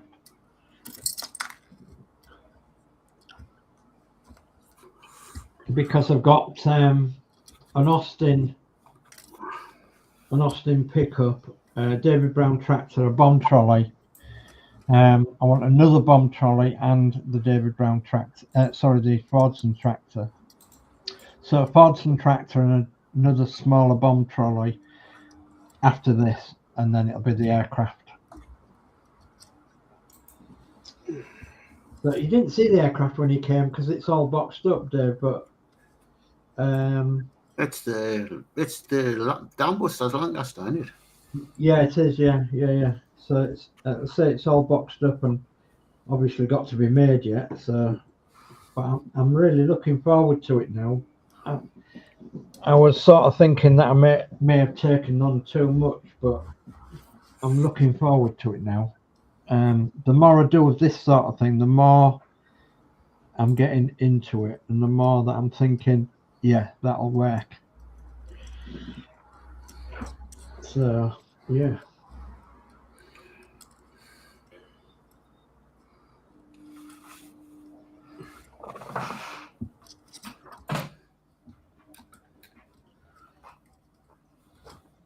I'm kind of glad that the aircraft isn't any bigger, because doing it any bigger, oh goodness me, we just wouldn't go anywhere, do anything, you know. But I know that I've got a metre square to play with for the dia, and the plane will be a little bit at an angle in the metre square. The wingtips will just not be touching each sides. And it needs to be down quite a depth, maybe 14 inches down. And the aircraft will be stood up, and then all these vehicles will be on the ground. A couple of small bushes, couple of concrete areas, and some grassed areas, some figures running across to the aircraft or walking across to the aircraft from one of the vehicles that's brought them. Yeah, a couple of figures around the bomb trolley and the tractor and such like, and a figure on this thing fueling up the wings. Yeah, look all right, that. Yeah, I've now got quite a few plastic bottles to do. Just getting the bloody paints for them.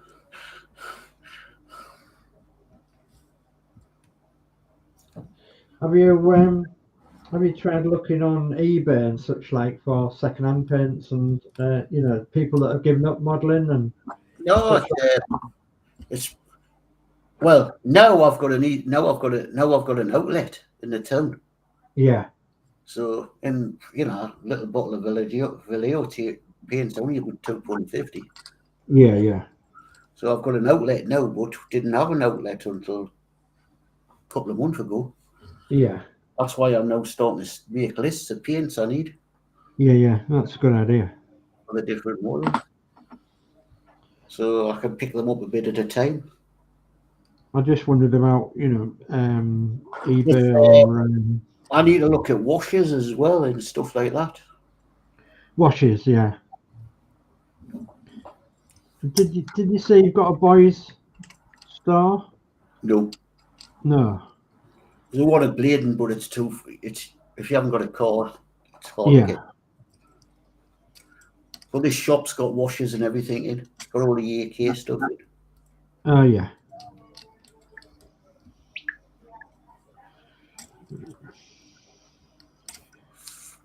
Well, yeah. Okay. So, It's when you've got, like Horlixs, when you've got such a small space to work in. yeah. I want to get me little portable airbrush out. I'm worried about the smell. Yeah. It might be worth looking on Facebook Marketplace as well. Just had a look on Facebook Marketplace. 20 quid for Tamiya paints, craft hobby paint, model kits. 20 quid and there's a load there, and so it might be worthwhile having a look. See if there's anything in your local area. Yeah.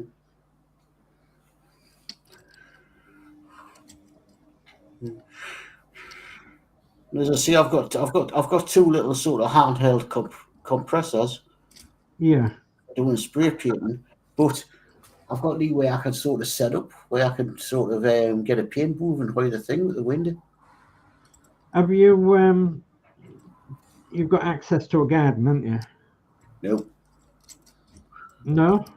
Access to the outside? There's an outside area, yeah. Yeah. But you're gonna have to have a really fine day to sit down and. Yeah. Yeah, I know exactly what you mean. What you need to do, Geordie, is look up. Yeah, if you get a spray booth, you can put the vent thing into like a bucket, Mm-hmm. and then you put something in the bucket, and it gets rid of the smell. Mm.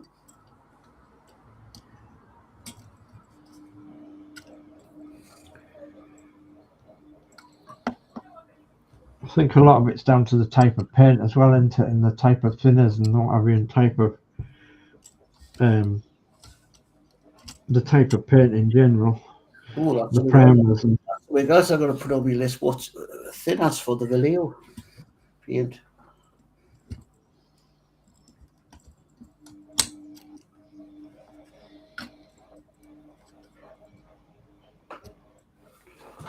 Thinners. Now, this paint, right, Mark, you airbrush, don't you? It's been years since I've airbrushed. Yes, I airbrush. Do you use paint retarder? No. No. I'm now hearing people talking about that, and I've never used it in the past. No, I've never used it. Right, so what you do, Geordie, is you get a bucket with a lid on it. Yeah, like the fire bucket I got up there. Yeah. You cut a hole in the top big enough for your hose. Mm-hmm. And then inside the bucket, you put cat litter in it. Oh. And what happens is the cat litter absorbs the smell and purifies it. Because that one you're done. And that's the signs go for them. Oh, cat litter. Mm. Cat litter. Just I'll share my screen.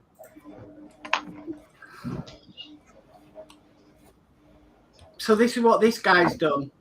He's got his ventilation tube going into a bucket. Mm-hmm. He sealed it with the lid, and then inside that, there is like a filter for the air to escape. Yeah, that's wrapped with the yellow. Yeah, and then inside the bucket, he's got cat litter. Mm-hmm. I suppose one of them oven filters I'll use as it. Now what Yes. are you using this top Yes, of you can use one of them as well. So that's how you can then spray inside the home, and there'll be no smell. Oh, cool. I'll have to get one of them, what you call it. And Yeah. So that's how you can do it inside the house, and it won't smell. So maybe a good job, maybe a good thing to start doing in spring. Yep.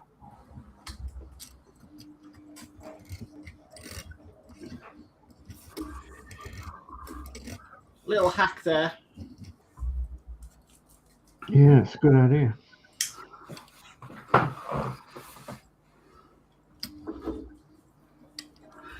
Gotta see if we're getting a spray booth first, though. Yeah, but I'm just saying this is what other people have come up with.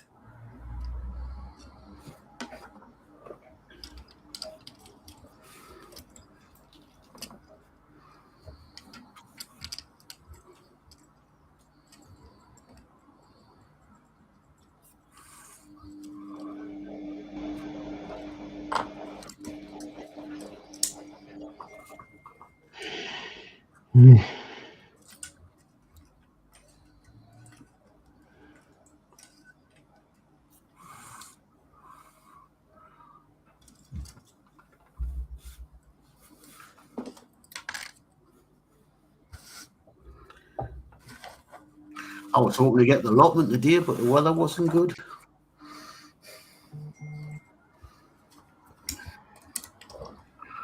Right. Probably next week now.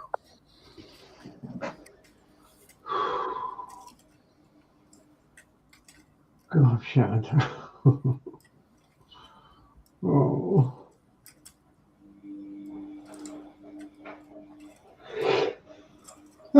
Yeah. It's been a long day. Yeah. So is Ron's show on a Friday? Is it just called Ron? I'll send you his YouTube in our chat link.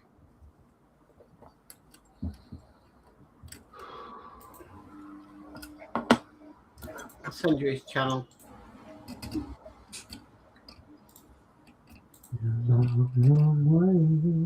Easier to do it that way. Normally Dave Mack's on with him as well.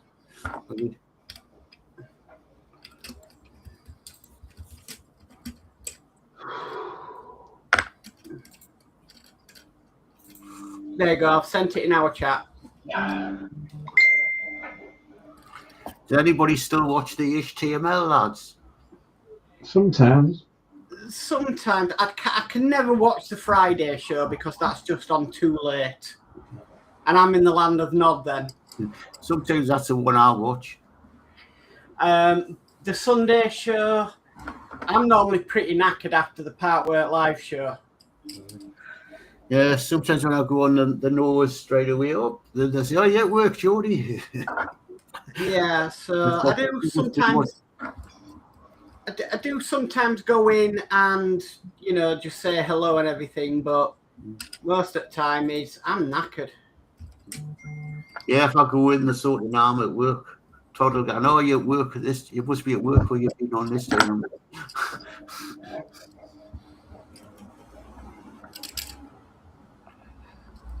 Trouble is, at the moment at work, I've been sitting catching up on. Watching Star Trek Discovery.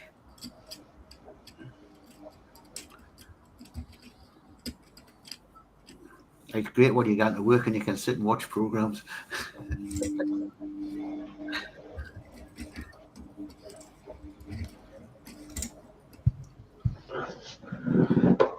So if they're going to go on there, what brackets are they having? Are you and Kev still doing your one-way interview people? We haven't done one for a while because we kind of ran out of people to interview.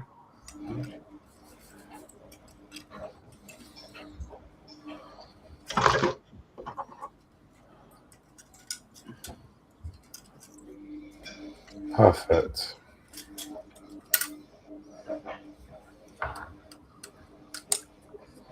That was hard. Andrew, the lad I look after at work, he wants to do something like a show where he interviews people doing various things, hobbies and stuff like that. You know, cross-range hobbies, not just, you know, how we use or stick to a model things on, you know, anybody that's got any type of hobby, to tell people about it and all that. D10. D10. Okay. So he says to me, he says, will I do an interview? I says, oh, well, he says, well, whatever you want, the garden or your model.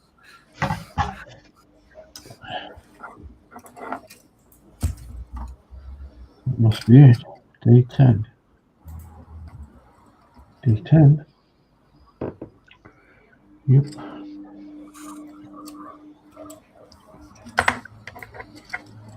Exhaust. There's that fuel tank. Could be. What's that? We don't know. We don't know what that is. Let's have a look. It's not one of them. That's F. That's F. That's photo H. That's Leggy hen. right there. D4. D4. Oh. Right, I think I've come to a stop. So D5. that's what it looks like. It's got the glass jar in now. I'll put your full screen. OR. It's hard getting all the movement right, but you can see the glass moves. Oh, blimey.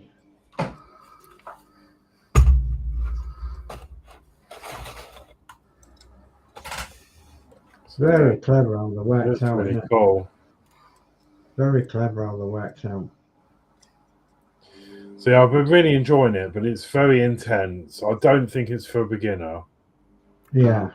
There's so many small parts and washers, and you know, you've got to get everything in the right.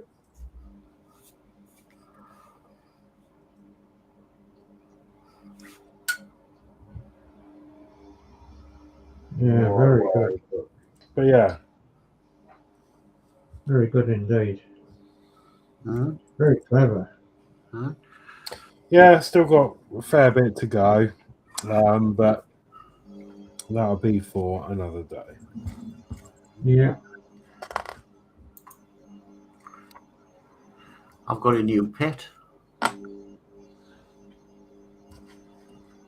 What's that? What's that? What's your new pet? Oh, it's a chicken. The chicken in the air. Gillian got it from Scotswood. That made some and they were giving them away. So it's to go do an allotment. Aye. It's Gillian calls it Henrietta. Henrietta, yeah. I'd call it KFC. Actually, there's a story about that. There's a lad got down allotment, got 3 chickens, and that's what they're called. One's called K, one's called F, and one's called C.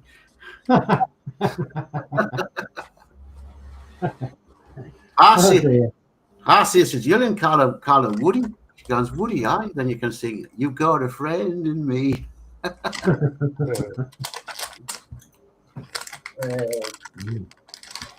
So, just because she looked after the chickens at Scotswood. Yeah. And one of the chickens, it was like a white chicken like that, was Henrietta had died. So, she's calling that one Henrietta after that chicken. Yeah. Right, now we're going to go cameras up. Yep. Yeah.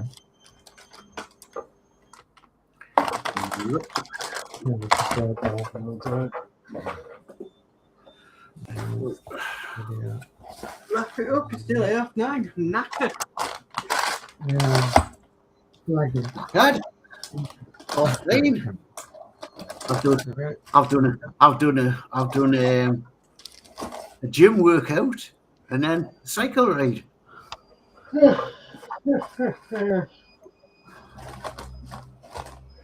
Back in the gym tomorrow morning. Oh. Yeah, I've done my gym workout at work today. Back at the gym tomorrow morning and then go across to see my mother. I did my gym workout earlier, which consists of nothing.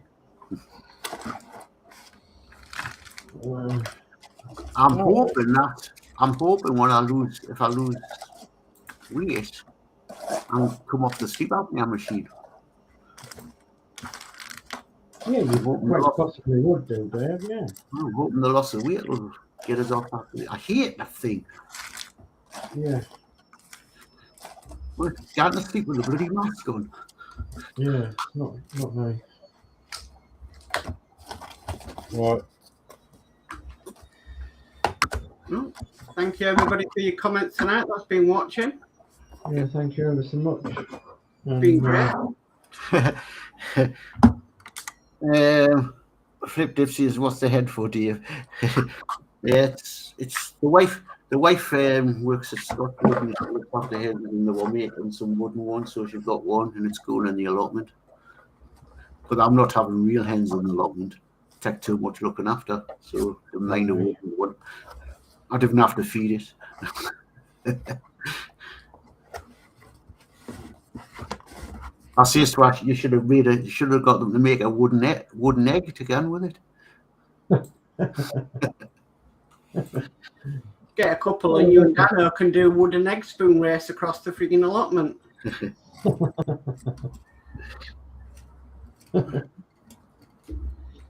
Right. Well, it's a good night then, I think, isn't it? Yep. Yeah, quite happy to say good night to everybody and see you all next week. And I apologise for being late, but I was driving home from the hospital tonight, so yeah, don't know when I'll be, whether I'll be on time next week or not. Can't tell. Hour by hour, never mind week by week. Yeah. Yeah, sorry I haven't done much tonight, just that Spitfire, but next week I'll be getting more in. Well, I feel like I've got lots in. I'm sweating. Right. Well, it's good night from us, and we'll catch you all next time. Dave, Yeah. All right. Yeah. Good night, everyone. So good night, everyone. Catch you next week. Bye. Good night. Bye. Take care.